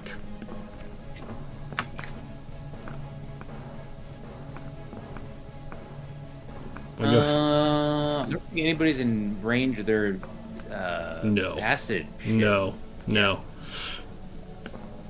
I think they're going to. Yeah, I think they're just gonna continue taking the hide action, waiting for anybody to move in close to pounce. Okay, got it. Waiting for now. Your melee has been somewhat slowed down, but you've got the opportunity for surprise. Willywall. Yeah. I think they would be waiting for that person, anybody to move in within their acid breath thing, and then kind of like, yeah. Sorry. Willywall. I'm gonna run out to there. Can I see the archers up top? If you can see them, you can see them. Yep, they're up there. Okay. Yeah. Just want to make sure there wasn't like an obscured wall or something. No, it should do that. Okay. Yeah, I'm gonna run out from behind the rock. See where Elonis was just firing up at. Take a look up there, and then release a shot while I'm running. Yeah. And left I'll or shoot right? the one that's closest to me. So I guess Left. the left one. Got it. Here we go. Pew! It is a 15 to hit. Hits. Ooh, nice. For 10 points of You damage. see that one this time. He was already on his knees from the first 2 blasts from the force damage, crinkling his armor. This one just sticks right in his neck, and you just see him just fall back. Dead. End of turn. Well done. Ooh, actually, I dropped him. I can take another shot. Do you have something for that? Special feat or something? It's great weapon master. When you get a critical or you drop somebody, you can use your bonus action to do an additional shot. That's with a great weapon, though, not with a bow. It's for heavy weapons now. They changed it. Oh, Yeah. okay. It's any weapon. You can also, I think, do the -5 plus 10 with that as well. No, that's not a thing anymore. It's just proficiency bonus damage now. They changed the whole thing. Yeah. I have not read it. I will trust you on that. And yeah, it just says a heavy weapon. I'm reading it right now. Yeah. I'm going to take a shot at the next one then. Fire it up. Here we go. And use my bonus action for a 16 to hit. That'll do it. And this one's going to do 11 points of damage. That one also drops. So you 2 quick shots out of the darkness. As these 2 archers go down, and he's already got 1 arrow in him, and you just stick the other one next to it. He drops. Very nice. Anything else, Willy Wah? I'm done. That's my bonus action and my action. And your movement. Okay. Well, the Aarakocra is up next. You see him lift up into the air, back up into the air, and he is going to fly up 60 feet to there. Starts flying towards you guys. Check my range here. He is still out of range, it looks like. Yep. So he will use his action to take the dodge action again this round. That's all he can do, I think. Let me look at his spells real quick. Yep. That's what he is going to do. Alright, takes the dodge action and will continue moving forward. Alright, next up, it is a whole bunch of bad guys. So let me get through them all real fast. Damn, we're under attack. You see this man kind of steps out. Sees their 2 men just drop up above. I'm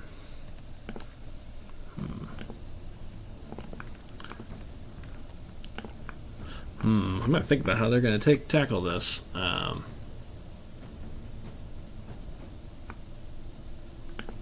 It's all I can think of. I know. Tackle. Where did my guy go? He just disappeared. What happened to him? He just vanished. Killed him. I did. I just deleted him somehow. Weird. Don't know how that happened. Put him back on.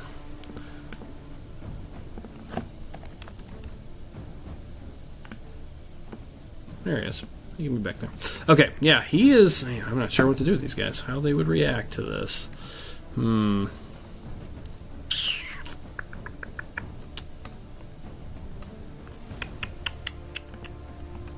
They'd probably go to sleep. You think? Flee in terror? Yeah, I mean, we've been seeing a lot of people do that. That's true. He is going to. He's going to seeing his buddy go up. You should not go alone. He'll run up 30, and you see this man as kind of runs up. You see he stops about 30 feet out. You see him kind of raise his hand up. and you see these spectral runes start appearing around him. Just sort of this like glowing field around him. That's what he's going to do, and then he is going to. That's all he's going to do. All right. After that, it is the knight's turn. The one knight. This one is going to run up. Stay here. He yells. He's going to action and then dash. They're there.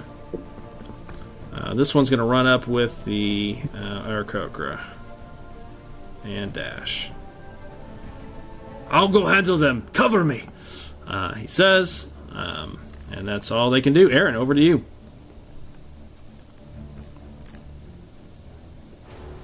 Cool.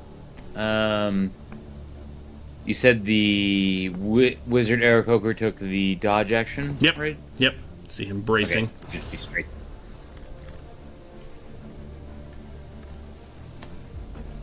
$13. That one goes wide. See him kind of End of turn. ducks over. Okay. The dwarf, he's going to stay where he's at and take the dodge action. And he is going to use...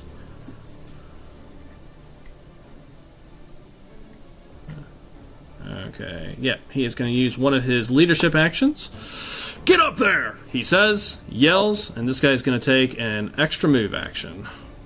Awesome. Okay, that's it. Dead, archer. The other archer that's left is going to take a shot up into the where he sees and hears all of this movement up there. I'm going to randomly shoot towards Jay. This round, disadvantage. Natural one. Goes wide. Oh, he has 2 shots. Sorry. And a 2. 2 shots go up into the darkness. Totally clear for now. Okay. I just want to say that Karak positively poised and salivating that this guy is right. I know he is. He doesn't see him. Well, actually, I'm gonna have to roll to see if he sees him here at this point. But Alonis, it's over to you first. Right. All right. So I got 1. I'm going to move the hex as start as my bonus action. Yep. 2. Actually, I'm going to move it to. We got the Aarakocra here. We got who's this guy up here now? You got the Aarakocra and this guy. That's a knight, full on knight. Knight. This guy is the dwarf. No, I see the dwarf back here. Yep, that's the dwarf. Yep. This is the guy with the runes. Yep. Got it. Okay. Well, I'll put it on the. I'm going to put it on the Aarakocra. Okay. Got Put it. the hex to Aarakocra, and to take 2 Eldritch blasts at the Aarakocra. I think it's within 120 feet. Yep, you are. I believe you are now in range. Let me double check. Nope, 150. All right. Big map. If you move up 30, you're good. True. No, then in that case, I'll just place it on this knight moving towards me Okay. and shoot at the knight. No way. Yeah, he's within So- range. Yeah. He's 100 feet out. And I'll stay hidden for the time being. But yeah, 2 blasts, Eldritch Blast. That is a 12. Okay. God, back to this and a 15. Back to 7s and 8s. Okay. Yeah, just 2 shots go wide past the knight. The 15 probably hits, but just doesn't find any purchase against his full armor. Anything else, Kevin? Nope. Urskar, followed by Karak. I will maintain my position, and I will pull out another +1/+1 arrow. Okay. And I will. Is the guy up on that ledge still there? Nope, dead. He's dead. That's what I thought. I'll see the look ahead of me. I'll take a shot at the Aarakocra though. Okay. All right, this will be a disadvantage. Yes, disadvantage. Would it be a disadvantage for the knight that's closer? Or would He is still be- also in the darkness, so yeah, that's going to to be disadvantage just because it's hard to see. Okay. Yeah, Yeah, that's what I thought. Aarakocra is Okay. double I was disadvantage gotcha. at this point. I will just roll disadvantage for that one. Using a +1/+1 arrow. Okay, go ahead. Let's add 1 to the roll. There we go. That's a miss. Goes out. Anything else, Sir Scar? Any movement or anything else? I will hold my position right now. I'm kind of be behind the rock still. You Okay. see that cover. Matt, over to you.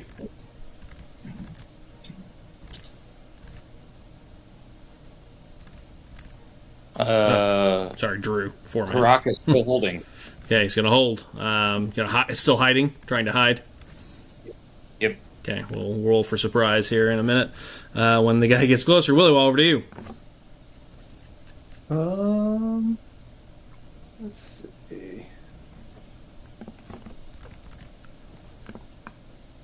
I'm gonna move back over to the wall here so get a better angle. I'm gonna attempt to shoot at that knight. Okay. Okay, can you see him? What's your night vision range? Yeah, it's only 60 feet. Okay, so yeah, he's in the darkness. So it's a little hard to see in the shadows, so it's going to be a disadvantage shot.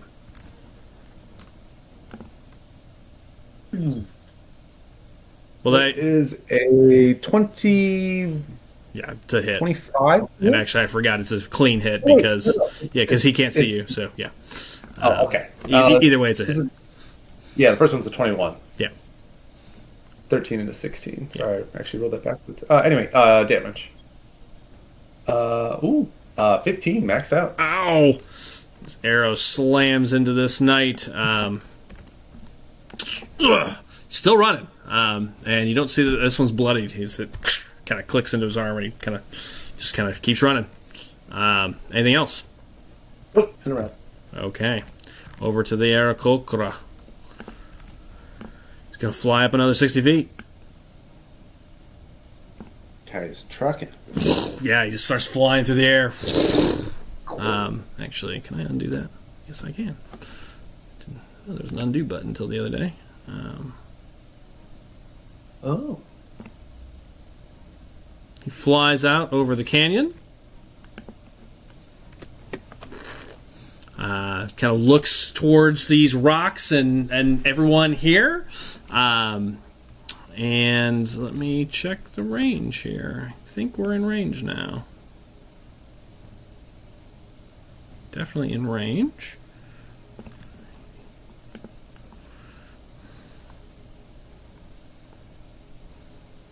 What's the range?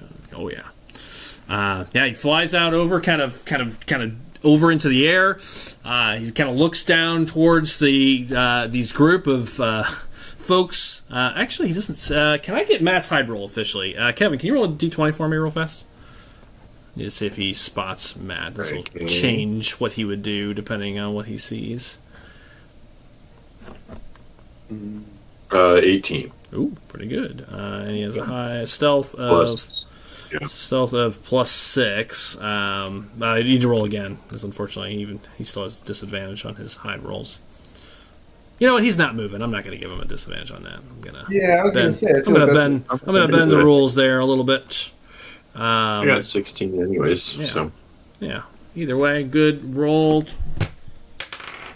He does not see Matt, so it's going to change his. It's going to change his mode of operandi here, and instead, you see him holds up his staff aloft, points it at you, Jay. And at the top of the staff, you see it crackle with electricity, and you see a bolt of lightning just come out towards you. This is going to be an attack roll with disadvantage.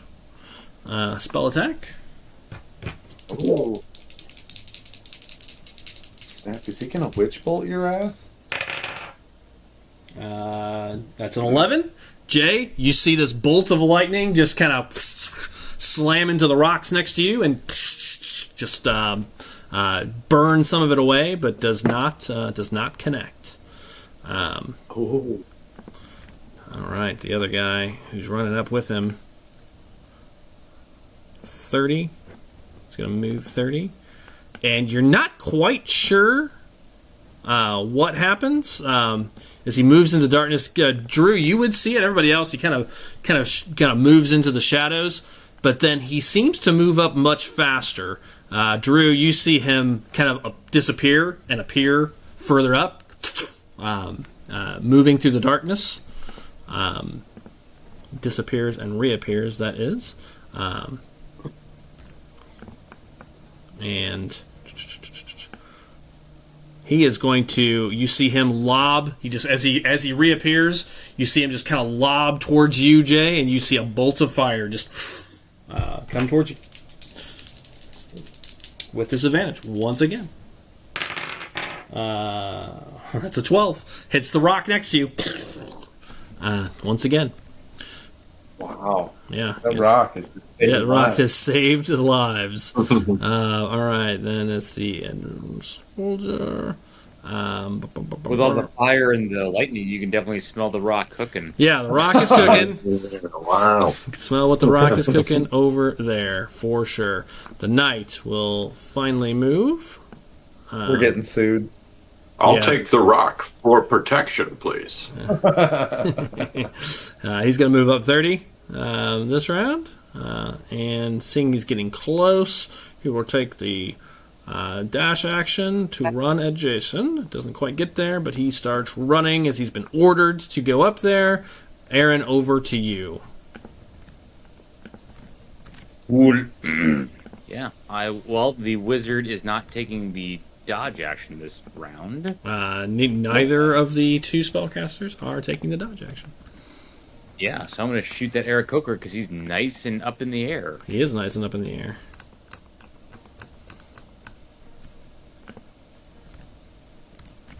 Motherfucker. 16?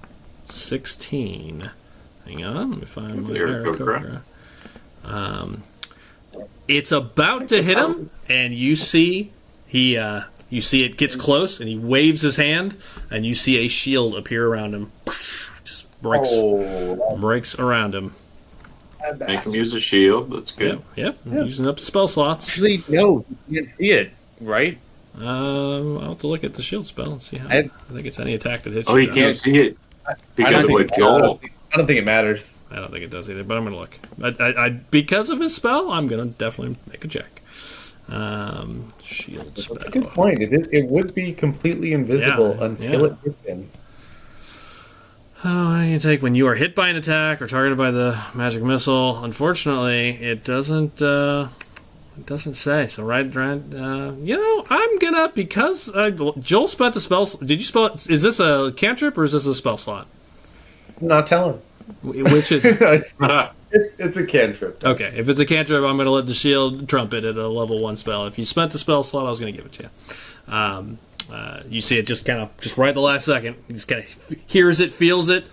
You see his staff crack up. It's more to conceal your location so people can't find you. I know. But if it was a leveled spell, I would have said no shield. I'm going to let it trump it, just as a little perk.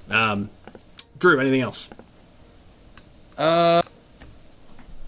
You know what? I'm gonna do it. I'm gonna use my bardic or my inspiration and re-roll that. Okay.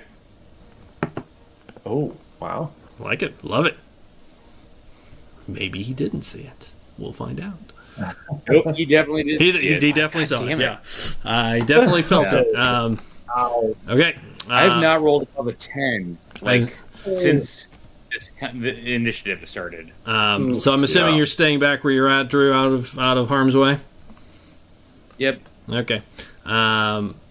He moved, he shot, he did his thing. The dwarf will once again yell, "I said get up there!" And he will take one more bonus action, reaction to run up. And as he does, Jay, he finally gets there.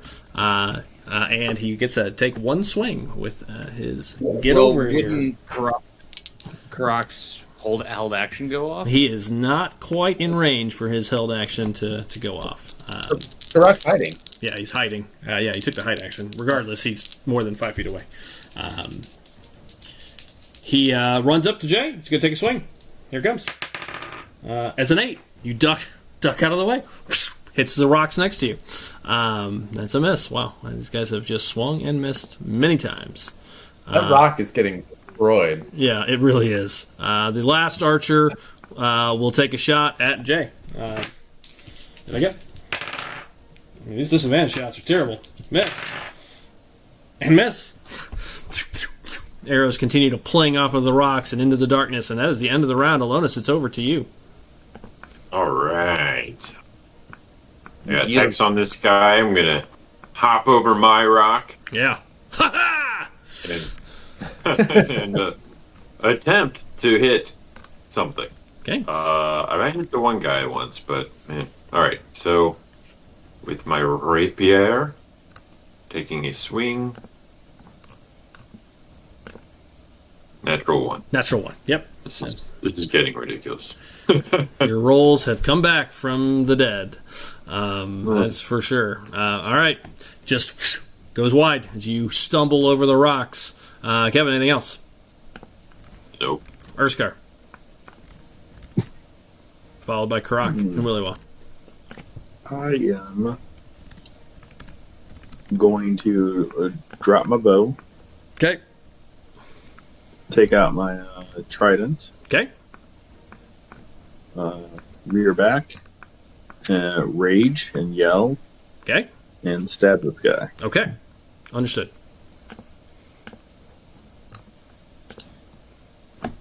All right, regular hits again. No advantage or disadvantage. Nope. There Yeah. we go. There we go. Yeah. Blocks it aside. Okay.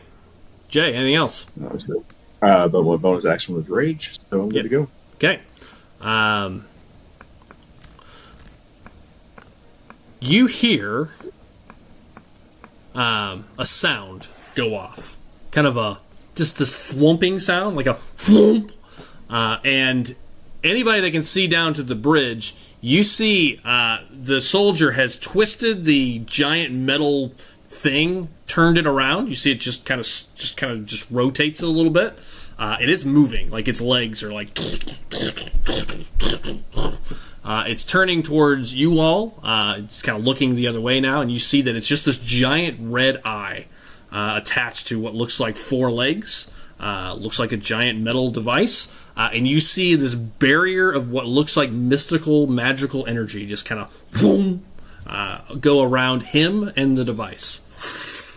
Creating like a bubble, where you're like a little droideka. Kinda. They're no match against the droideka. Exactly right. Thank you, Joel. Appreciate that. Karak, leaping from his hiding place. He's been hiding this whole time. He had no idea he was up there. What does he want to do?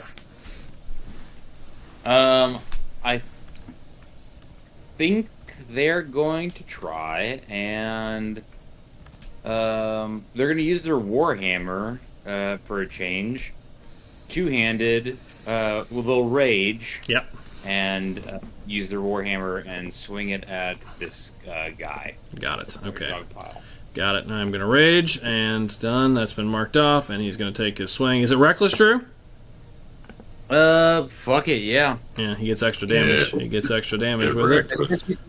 Especially since Alonis is in harm's way. That's true. Definitely be reckless. There it goes. That's a 14. Wow, the rolls continue to be bad for everybody as he swings high, and the knight blocks it aside with his longsword, and that's it. Willywa. Man. The rolls have. At night? Luckily, my rolls have been just as bad for this fight so far. I mean, Yeah, I used up all my good I'm rolls. saying it's so far, yes. I was like, this is a very boring fight. This is just really It's more nothing realistic, going. actually. Like shit, just going back and forth. For this range in the dark. I mean, honestly, not a lot would be happening probably. Just a lot of stormtroopers. Yeah, that's right. That's right. Willywa's connecting. A couple people, yeah. Not great rolls, but I'll use my bonus action. I'm gonna curse at the knight that's in front of everybody since he's so close. Yeah. I'm just gonna pull his hat back and put it right into his side. May the darkness take you. Just quietly under my breath there. Okay. We're gonna take a shot. Okay, please do. 21 to hit. That'll hit. Here we go. For 13 points of radiant plus another 5 from psychic, so 18 points total. As this arrow sticks into him, you see him just kind of grab his head from the psychic damage. He just stumbles back, dead instantly. Whoa. I mean, he's been hit a couple. Somebody else hit him. He was already damaged. I don't remember who it was, but might have been you. I don't know, maybe it was me. Since I just dropped that guy, I'm gonna take another shot. Oh wait, no, I already used my bonus action. Never mind. I'm done. Okay. Joel is done. After you, it is, I believe, the Aarakocra. It is. Let's see where he can get to this round. He continues his migration. Well, that's exactly where he wanted to get. He makes it to there, and he stops, and you see him cast down his staff towards Jason, Ilonis, and Karak, as you see a lightning bolt rip out from him. I was really hoping he was going to put him to sleep. That's a much more effective spell now, and I've long taken it out of my repertoire because it was terrible. I really need to work it back in at this point because it is much more effective. That is a 100-foot line. He sends this giant lightning bolt that just rips out towards the three of you. I need all three of you to make a dexterity saving throw, please. First real spellcaster.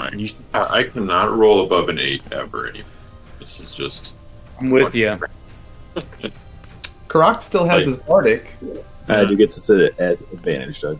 Yeah, Okay. I'm probably gonna use my bardic use a bardic inspiration. I did. Okay. 17. All right. 17. I will do his dex save. So that is a whopping... Well, it's everybody. To 12, plus he'll use his d6. It will also use his bardic. So that turns his into a 16. All right, so what did you get, Jay? I'll go through everybody. 17. 17. Alonis. Yeah, mine got up to 20. Oh, up to 20. I got a 6 on bardic inspiration. It was 14, 6 14. more. Okay. Got it. And Caracas got, what did I say? 16. Everybody made it. Everybody made the save. It's half damage as this lightning bolt rips through. Let's see. Nice job, guys.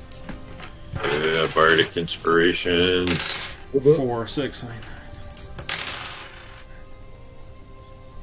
What was the roll needed there? 13. Oh shit! I didn't need to use it. Hold on. I will tell you, the DC now was 13. That is 30 points of lightning damage, half to 15. Good save. Yep. This lightning bolt rips through. Oh, my armor doesn't do anything. Not to him, no, but it did save your life a little bit. True. This guy's going to run up, sees you all. These guys are going to get nasty, I'm pretty sure at this point. He is going to cast... What's the range on this? You can... As long as it's over 30. Yeah, well, I'm making sure there's not a specific... In the shadows, I mean, it's shadow. It's all dim light here. But, yep, he's good. He puts his hands out, both hands up in the air. And the three of you start to see dancing lights up above you. I need all three of you to make a... Dude. It's gonna be a... I don't remember if it's whiz or... Hold on. This is a charm, Charisma. Kevin. It's charm. Charisma. It is a charm effect. If that doesn't affect some of you, it's a wisdom save. I have an Some people... advantage against being charmed. There you go. You may make it with advantage. Say wisdom save, right? Wisdom save, yes. Karak is hypnotized. Ooh, I rolled a 1, so yeah, count me in. Urskar is hypnotized. I got a 16. You are My not eyes. hypnotized. Okay. Pulling out the stops here on this fight. This is a big one. Aaron, over to you. The assault soldier. Hold on. He didn't take his turn yet. He's dead. That's why. So that makes sense. He will move up. Continue to move up. And he'll dash to here. Alright. And he'll... Yeah, okay. Drew, over to you.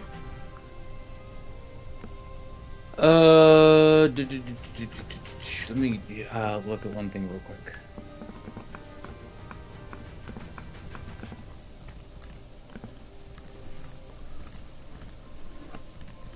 While he's doing that, I'm going to do a little RP combat. Whoever you are, this northerner voice says, come out now and surrender. You are outmatched and outnumbered. You cannot win. I'm Elonas, the illusionist. Okay. As your two friends just kind of stand up there and just kind of go... I'm still going to shoot at the Aarakocra. Okay.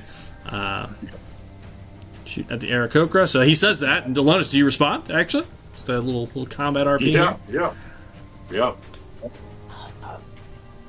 Stand down and more surrender. Good. 14 goes wide. Honestly, I have not rolled above 6. Yeah, the whole group has rolled horrible. I mean, every roll I've made for Matt has also been like under 10. Yeah. It's I'm okay. It just attack roll. I can't hit it. All right, Drew. Anything else? Nope. Okay. He is going to tell his friend he's not going to do anything. He's trying to continue to dodge. Is there one archer left? I think there is. He's going to hold because he hears this man up on the bridge say that. Surrender now. You are outnumbered and outmatched. So he'll say that. That's all he's going to do. And the archer is going to hold his action, waiting for Elonis. You start to respond. What did you say exactly? And it is your turn, so you can sell this however you want. We will not surrender to you. But if we did, would we be able to leave for free? I'm afraid not. But you can have your lives. Otherwise, you will die here. You cannot help to defeat us. We'll take that risk. Start running at him. Oh, wow. I mean, not with the way we're rolling. Yeah. Yeah, true. I don't know how far that was. It looked like more than 30. Hold on. That was about 60. That was about 60. Yeah. I see. If you want to Never mind. dash, No. or you can 30 and dodge, or 30 and take a ranged attack if you want. Yeah, okay, hold on. I'm going to go back just so I can measure properly. I can see it this time. I can go 40, actually. Okay. I am Valane. You cannot defeat me with your petty magics. Run this way, move the hex to him. Okay. And then blast him with 2 Eldritch Blasts. Peasant magic, he says as these 2 blasts come at him. Oh, actually, hold on one sec. Let Oh. me see if you want to do something else. He's talking smack against your spells. I love it. We should RP more combat, so I feel like it needs to happen. Yeah. Agreed. He probably has a really high wisdom save. Wizards are usually intelligence based. I'll tell you that. Game making okay. wise. Well, Doesn't mean he doesn't have a high wisdom. I don't know. I have to go look, but just from a stat Right. perspective, it's usually intelligence as wizards. in that case, you know what? I'm gonna try Crown of Madness again. Oh, on who? On him. On the wizard. On the guy, on the wizard in front of me. Okay. He tried to charm you, so you try to charm him right back. Yeah. Exactly. Okay. What is it? 15 wisdom. Wisdom 15. Come on, Doug, let me have it. That's a 7. He had a +4. Yes. He had a pretty good plus. Oh, yeah. Yeah. God, something. All right, what does it do? Read this out to me. Read this one out to me, because he's got a concentration All that's right. going on. I'd like to know what all this does. Yes. One creature see within range must succeed a wisdom save throw or charmed condition for the duration. spectral crown appears on the charmed target's head, and it must use its action before moving on each of its turns to make a melee attack against a creature. So each of his turns, it must Yep. He just starts swinging at people. do this. Yep. Creature other than itself that I mentally choose. Oh. Target can act normally on its turn if you choose no creature or if no creature is within reach. Oh. So you want to think about that? I mean, there's nobody. Well, Nobody. it's reach. only melee. Yeah, it's melee. It's only Unfortunately. melee. Sorry, I misread that. I thought.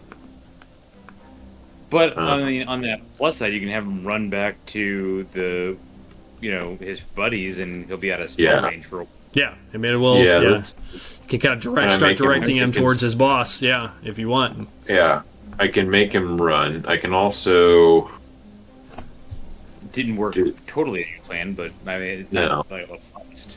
Not a full It's bust. concentration, Yeah, exactly. so you can keep moving him. It'll take time, but Yeah. Is concentration, and I do want to get him out of here. And also, I could do it on one of these other people too. you could. But and the dwarf is right next to him if you want him to start swinging that way. Or you can send him running down there. I mean, he's going to get to attack. He's going to get a spell attack. He's going to turn, because on his turn he gets to, there's no one in range. So I'll move him, but then he is going to take an attack until he gets close enough. until he gets close enough to them, and that's going to be It's going to take a couple 2 rounds. at least. Yeah. Yeah, a couple. No, I'm just in that case. I'm going to put it on the dwarf. On the dwarf. Yeah, right. Oh, yeah. I'll double check That's that he doesn't okay. have a much Oh, higher. I don't have 100. Nope, it only goes 120 feet. I'm like 10 feet short. Although I can go 10 more feet from here. Yeah. I can If you run want 10 to. more feet. If you want to, yeah. Well, yeah. I'll go 10 more Okay. feet. Got it. Okay. I'll check to make sure he doesn't have a bigger plus. I can't. I can only get this guy here. This guy in front of the dwarf. Okay. Would you like to get him? Yeah, get him. Okay. The knight. You see this? Actually, I'm sorry, Doug. I know I keep going back. I'm going to just make this guy run away. Okay. Because go back. Yeah, at the very least, you'll. Continue as I said. But put it on the guy I said and make him run away. Okay, got it. So he's going to run away looking for a target to swing at on his turn. So I'll move him next round. Okay, got it. At the very least, you'll take him out of range for the big spells. Most of the big spells, are a little bit closer range that he has access to. So that'll be good. Sorry for all the back and forth, guys. All good. All good. The Well dwarf will continue. The dwarf at this point yells, "Get that thing up here! We'll take care of them once and for all!" He yells, and then he is going to stay there with his friend. And the archer is going to take a shot. Actually, it's Aaron first. Aaron. Well, I've had 3 rounds, or 4 rounds, I think, of... Oh, wait, that was Yeah. Alonis. I'm sorry, I just went way out of order there. Urskar, over to you. Sorry, that whole back and forth got me confused. Urskar. Incapacitated. Oh, yeah, Yeah, unconscious. those I do believe you get a chance to Can I come break out of it? it, I think. You don't. You don't? Really? Charmed. Someone has to damage you or shake you awake. I'm Okay. almost positive. It's been a minute since I've cast this spell. This was the one that Huma changed that whole fight with. Bill's probably long. I'll never forget that one. He took out like half the enemy army. Create a twisting pattern of colors and lights that weave through the sky. The pattern appears from a moment and vanishes. Each creature in the area who sees the pattern must make a wisdom saving throw. On a failed save, he becomes charmed in the duration. While charmed by the spell, the creature is incapacitated and has a speed of 0. Spell ends for an affected creature if it takes any damage or if someone else uses an action. Yeah. You are stunned, unfortunately, Karak, and then Willywa. Karak is also stunned. Yep, that's what I mean. Yeah. Yep, Willywa, it's over to you.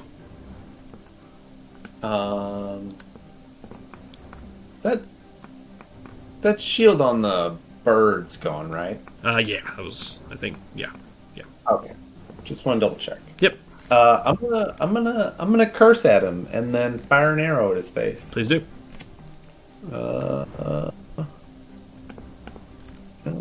Here we go. He's like super close. Yes, he is. 24 to hit. That'll do it. Yeah. Comes damage. He's taken 14 points of damage. Heavily wounded from that. See it stick in him. Joel, anything else? Nope, that is my turn. Okay. Eric Okra is up, as it were. He didn't like that. He's gonna shoot a not a full lightning bolt because he can only do that once. He's going to cast his little lightning bolt from his staff, points it at you, Joel, and sends it down towards you. That is a 19, 20, 1, 2, 3, 24 to hit. Hit. Yeah. Actually, yeah. All right. Lightning damage. For 14 points of lightning damage. Nice. I'll take 7. Yeah, I thought you were resistant. I couldn't remember, but he wouldn't know or care. That's what he has. Nope. Use what you got. All right. The wizard is running away this round. He's going to spend a bunch of his turn doing that. He's not in range to a melee attack anybody, so he kind of gets further out. He'll turn, and Kevin, he's going to take a firebolt at you, trying to kind of realizes what happened. Like he knows something shouldn't be running this way. Peasant magic, and he'll try to send a shot back towards you. That's a nat 1, and it misses. The madness is pet. Yeah, that was also a peasant magic spell. Yeah. Firebolt. All right. Well, why are you running? Why are you running away from me? He's gonna hold. Aaron, it's over to you. Scared. Taunt him. Kill the bird. 19. Yeah. That's it. Yes. We did it. For 8 points. Got it. You see this time as it hits him, he starts really struggling to keep up in the air. He looks heavily injured. Anything else, Drew? I think that's all I can do. Okay. The one archer that is still left will gonna fire at you, Alonis, since you're out in the open there. Far enough out of the range for them that they're going to be at disadvantage. Misses. And misses. Just barely. 15. 2 arrows stark out into the darkness. And then Alonis, it's over to you. All right. Right. So that is still on him. I need to wake up my friends, I think. Well, if that guy loses concentration, they'll wake up. Yeah. Okay. Got it. So I can I'll blast him then with Eldritch Blast. Or Peasant magic? Yeah, you sent some peasant magic in. Dang it! I don't think I can. He just keeps being ever so slightly out of my range for a rapier attack here. Yep, 5 Well, feet out of range. You sent him down there. Yep. All right, so I am gonna move a little closer. Actually, I'm not. I'm gonna move further away. Actually. And hit him with 2 Eldritch Blasts. 2 baps. Go ahead.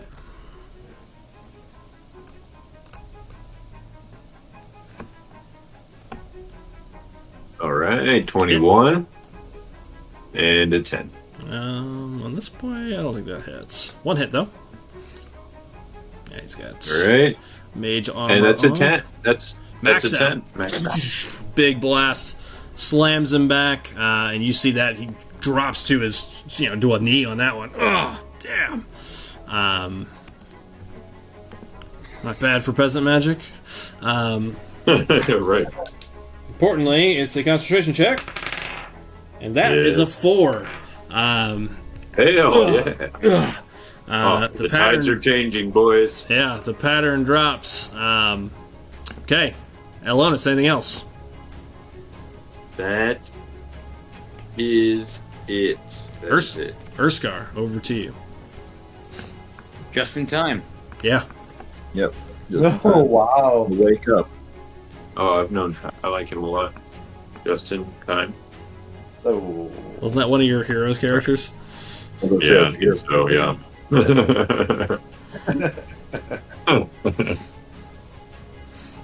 Urskar, what are you doing? I'm moving up. Oh, okay. All right. You run up 30. Yep. With that, I'm gonna action dash as well. Okay. This person who I'm next to now, who is that? It's Alonis. It's dark, I I know. thought so. I know. So You can stab him if you want. I'm fine with it. If you do, the Karak's gonna hug you. I know.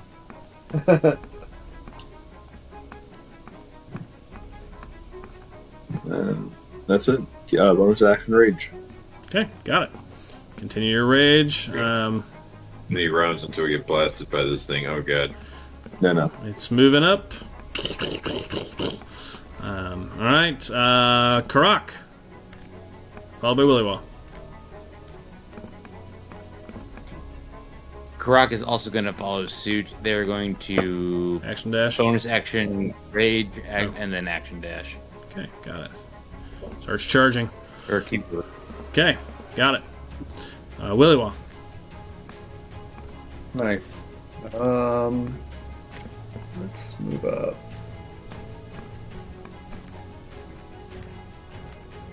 I'm gonna run out, and as I'm running by, I'm gonna shoot up at the Aarakocra as I dash past him. Okay.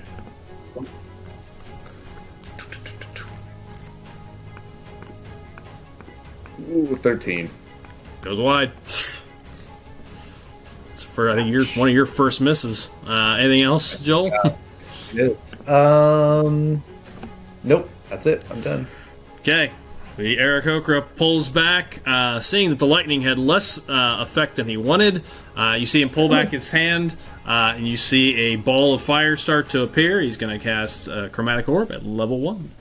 I'm gonna do a second wind as my bonus action. Okay, got it. Yeah. Okay, do that, and then here it comes. Just to be safe. That is a 24. Oh, guys. God. He's got your number.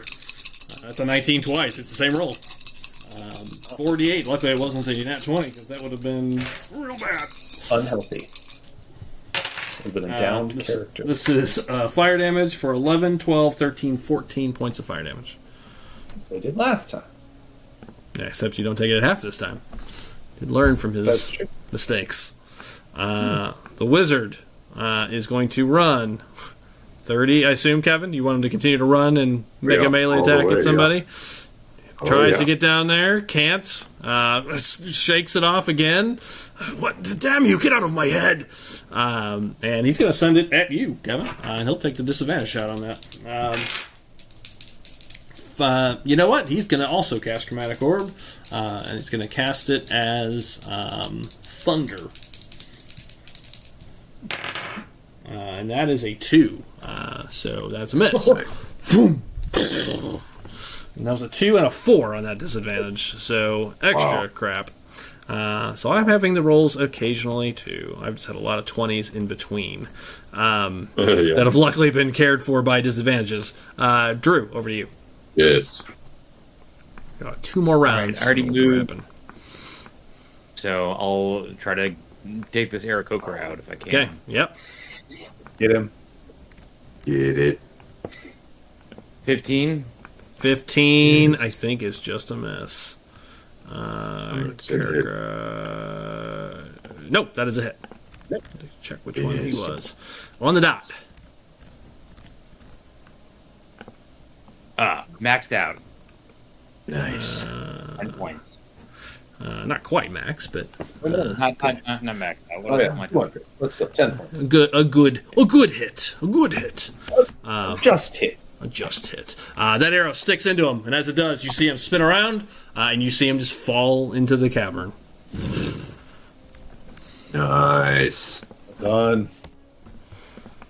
Bye bye, birdie. Bye bye, birdie. Like putting notches on my bow for like all the Aarakocra that I've shot. The Aarakocra skeet shooting that's been happening the last couple episodes. Yeah, I noticed. Exactly. Carrying braids, like the kind of Wookiee braids that Boba Fett has. You got feathers. Feathers. He's End of turn. Perfect. He is going to move up, and I forgot to do this. He is going to command his archer to take a shot. So he'll use his reaction to take a shot at the three of you just charging down the hill. He's going to go... I'm actually further back. I thought it was going to be my...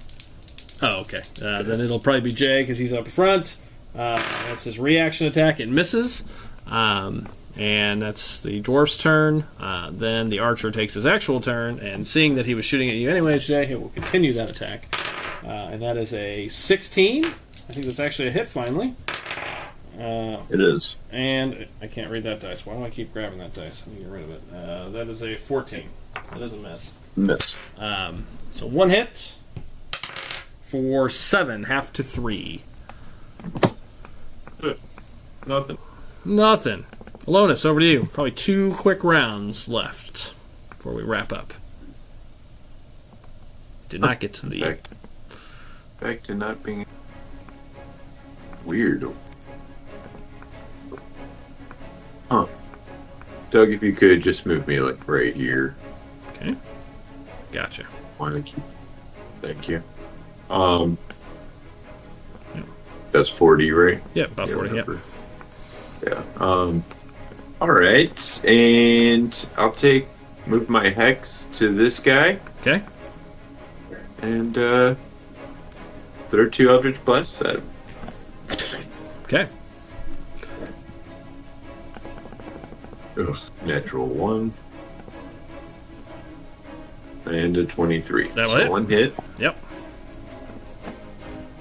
Which is a 1. Jesus Christ. And I think, I got a hex, I got a d6, right? Yep. I sense a 1. And and a 5. I know. I was just trying to declare what I thought was going to happen. 6, that's not bad. Same here. So yeah, not terrible. A little bit more. All right. He blasts him. Damn it. You see he kind of steps in front of the dwarf to kind of protect him. Trying to cover him. All right. Urskar, over to you. Okay.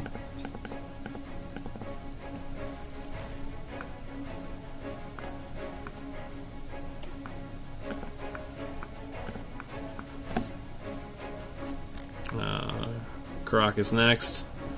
Okay, I'm just going to move Croc. He's going to follow you. Okay. It's now a chase at this point. Yep. Okay. I'll action dash and get up on him. So will he. The two bruisers finally catch up with the wizard, who he hypnotized, and you two come to talk to him about it. Anything else, Urskar? Nope. Action, bonus action, rage. Okay. Ooh, now I can make them run away and they get opportunity attacks. Yeah, technically, they don't. Yeah, because it's forced movement. You see this thing kind of coming forward as well, and you see on this round as it kind of turns towards Jason and Karak, you see the soldier kind of turns it towards you guys. He gets behind it. And you see he's doing something back there. You guys can't really tell what he's doing, but you see the eye, this lens on the front, starts to hum and glow. And you actually see magic and mana sort of appear for a second and start getting pulled into it. That's what you see. Willywa, over to you. Nice. Let's move up.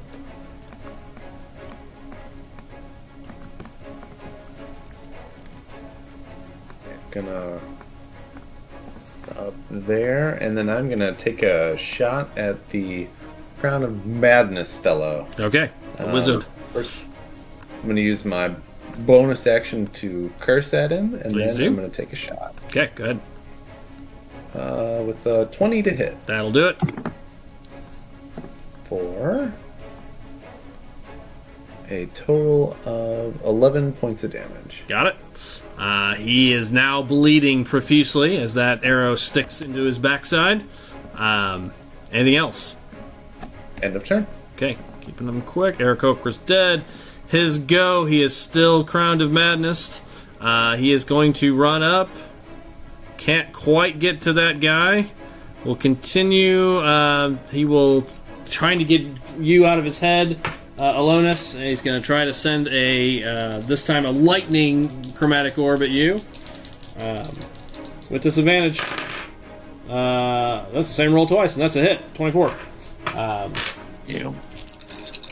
As this bolt of lightning, just a small ball of lightning, Huma style, comes towards you for 6, 12, 14 points of lightning.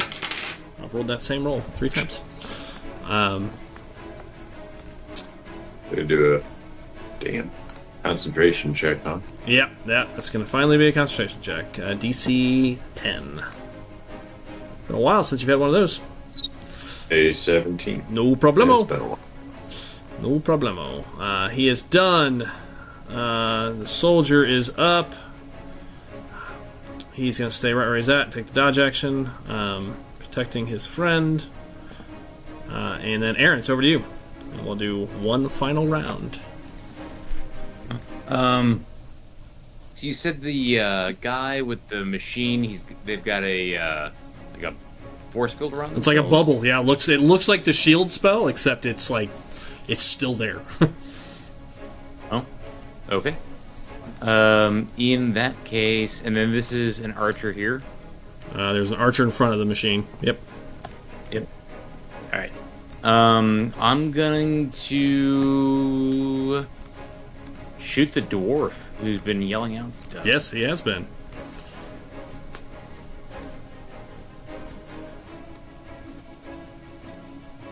$18. Just on the dot.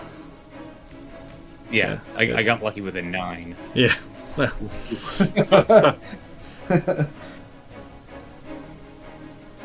11 points. Nice. Very nice. Actually, I'm going to that's why he stood there. The guy in front of him is going to take a reaction and jump in front of it and take the 11 points himself. Okay. Damn, that guy's got to be hurting. Yeah, he is. But he does jump in front of his for his boss. And anything else, Drew? Moved. Done. Okay. The archer is ordered to take a shot. He's going to use his action to have him take a shot at Urskar. That's a natural 1. Goes wide. I've had a lot of those. And then it is the archer's actual turn once again. This time he will split them up. Do 1 at Urskar, 1 at Karak. Urskar misses. Natural 1. Again. Wow. 2 in a row. And Karak, that is a 21 to hit. So that one connects. He is raging. That's 8, half to 4. We'll take care of that. Just a scratch. All right, last round for the night. Alone, it's over to you. Yes. All right. I will attempt my character. There we go. Can't tell how many that is. Damn it. See, there we go. Now I can see. Got it. Move up.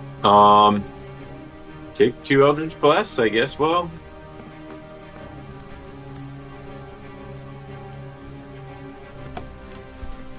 Yeah, dude. Everybody's within range. Yep. Take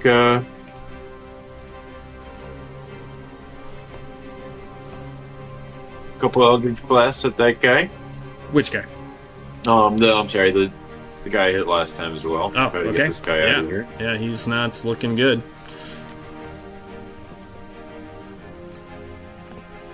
So that is a 2, so a 9. Jeez.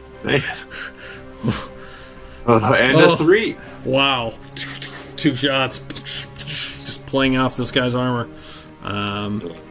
Wow. Okay. Urskar, over to you. Jason, are you raging? Yes. You could go rage against that machine. Wow. We also can't play any music from that due to copyright reasons. You mute him. Jay. I want to go finish off just enough to catch up to him. Okay. Hit him with the trident charging attack to kind of gore him. Okay. Yeah, that'll won't feel pleasant for sure. If you can hit. That's the goal. That has been Do it, iffy Jace. tonight. This fight has gone much worse than it could have, for sure. 15. Yeah, that's a hit. God. I'm assuming Nice. he will not survive Should've been this. We'll see. Can I do a reckless attack to see if it's crit fish at this point? Yeah. Fine with that. Oh, 19. I rolled a Almost. 19. 26. Damage though. Do you do extra damage when you rage, or Yes. when you do a reckless? Yes. Let me get to it. 7. I have topple. For sure. Plus 2 to that. So So that's 9. 9. Okay. I thought you also did extra damage as well, or are you not that high Yeah. enough? I think you do like a bonus damage of some sort. The sneak attack. I thought it was the sneak No, attack. not thing. sneak attack. From Barb, at some point when you reckless in the 2024 rules, they almost all get something special. I don't think that I have that yet. Okay, you may not have it yet. I know Pat has it on his Barb, and Matt has it, so I'm surprised you wouldn't have it. I'm looking. I don't think so, but go ahead. 9 points. And, That's all I got if so you're far. on a 2014 build, possibly. It's a real big thing in the new builds, but we may have used an older one for this character just because of I'm the looking- colors that we I'm wanted looking for for it. Reckless attack. So frenzy. If you use reckless attack with rage active, you deal extra 2d6. There it is. And I really want you to roll any way that's not 2 1s because this guy was almost dead. That's why I checked. 9 points. That'll do it. 9 points. As you He stab didn't even him. get to attack anybody. No, he didn't, but he ran Yeah. away and didn't get to cast any of his big spells because you put him out of range. He was trying to run up for a cone that he had ready to go, his big spell. Okay, so it was a benefit to it. It was a very big benefit because that was not a pleasant spell coming. You stab him, and he just kind of grapples into your chest for a minute and slumps to the ground. You see the dwarf just, "No, Valan!" You see him yell back as That was he his goes down. lover. Karak, over to you. Oh, no, it's not. It is my turn. You see the dwarf turn. He points at you, Urskar. Destroy him! He points at the guy behind the machine. And you see him just kind of like shake his head. He looks confused, but he kind of aims it towards the two of you. And you see this energy that's been building just... And it sends it out. And what you all see reminds you of something. As you see this blast ream out, it is just bolts of pure red energy. And you see it just dig through the ground. And it reminds you, Kevin, as you see this blast, the night of the attack, last night, taken through the wall, it looks very familiar to that. As this line just goes up the way. I gotta see who's all in range of this thing, because it is a big line. Uh-oh. It is 100 feet by 5, by 10, excuse me. So two hexes. Just misses you, Alonis. It is Karak and Urskar, however, as this line of energy runs through. I need you each to make a dex save. Kevin, please roll Matt's dex save. So D20. Quite. I'm sorry? D20. Question. Yes. I was going to ask if I could do, since I'm like, Going have up my, one by one. tried it into the guy. Mm-hmm.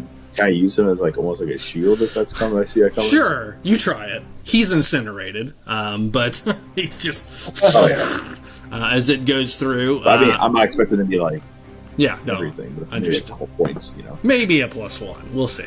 Go ahead and give me your roll first. Advantage. Oh, jeez. That was with advantage. They both get hit Yeah. as this blast, and not at half. That's not good. This blast rings true. All right, here it comes. Charged blast. Pulse wave. First of all, you do see that as it blasts, the shield disappears. That was kind of around it. You see it kind of pulled that in, and it clears it entirely as this blast rings out. First of all, Jason and Croc, 2d8 fire damage. That is 13 points of fire damage. Okay. 2d8 radiant damage. That's another 11. So what is that total? 24. 24. 2d8 force damage. Holy. Another 3. So what is Doug, that total? do I get any pluses for the guy No. there? No, not with that crappy roll. I'm down by 1. Down by 1. Well, at least it didn't incinerate you. So Jay goes down. How much was the total? 27, did you say then? Because you're at 26. Yeah. 27, so I gotta take 27 off Karak. Karak stands there and takes it. Not knocked down, but definitely gets blasted apart. You see earth kind of moving around. Joel, roll a d6 for me. No. Hold on. D6. We are looking at a 4. Joel, as it's going, you see the guy steps back. The whole thing starts sparking, and it explodes. Use out of it. It's a 4, 5, or 6. You see the whole thing just explodes in a ball of fire. But as it does, it overloads, and you just see more energy kind of ring out towards Matt again and Urskar. It just continues carving this white line of energy, and then it just explodes. So unfortunately, I have to roll 2d6, 2d8 again at everyone, including everyone around it. So here goes. 2, 6, d8. Missing 1d8. Are you kidding me? There it is.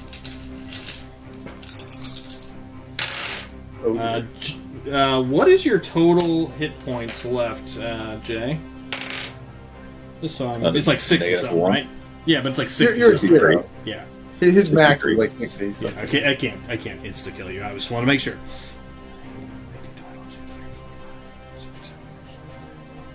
33 more points of damage to everyone. Both the archer and the human next to it are incinerated instantly. The thing is destroyed. Matt is down as well. Actually, Matt gets a dex save. Joel, D20. Since you rolled the overload. Matt got a 10. Oh, yeah. Right in the middle. So I don't feel bad about 37 then. Yeah, so he's down. As this wave keeps coming, just and then it explodes. Just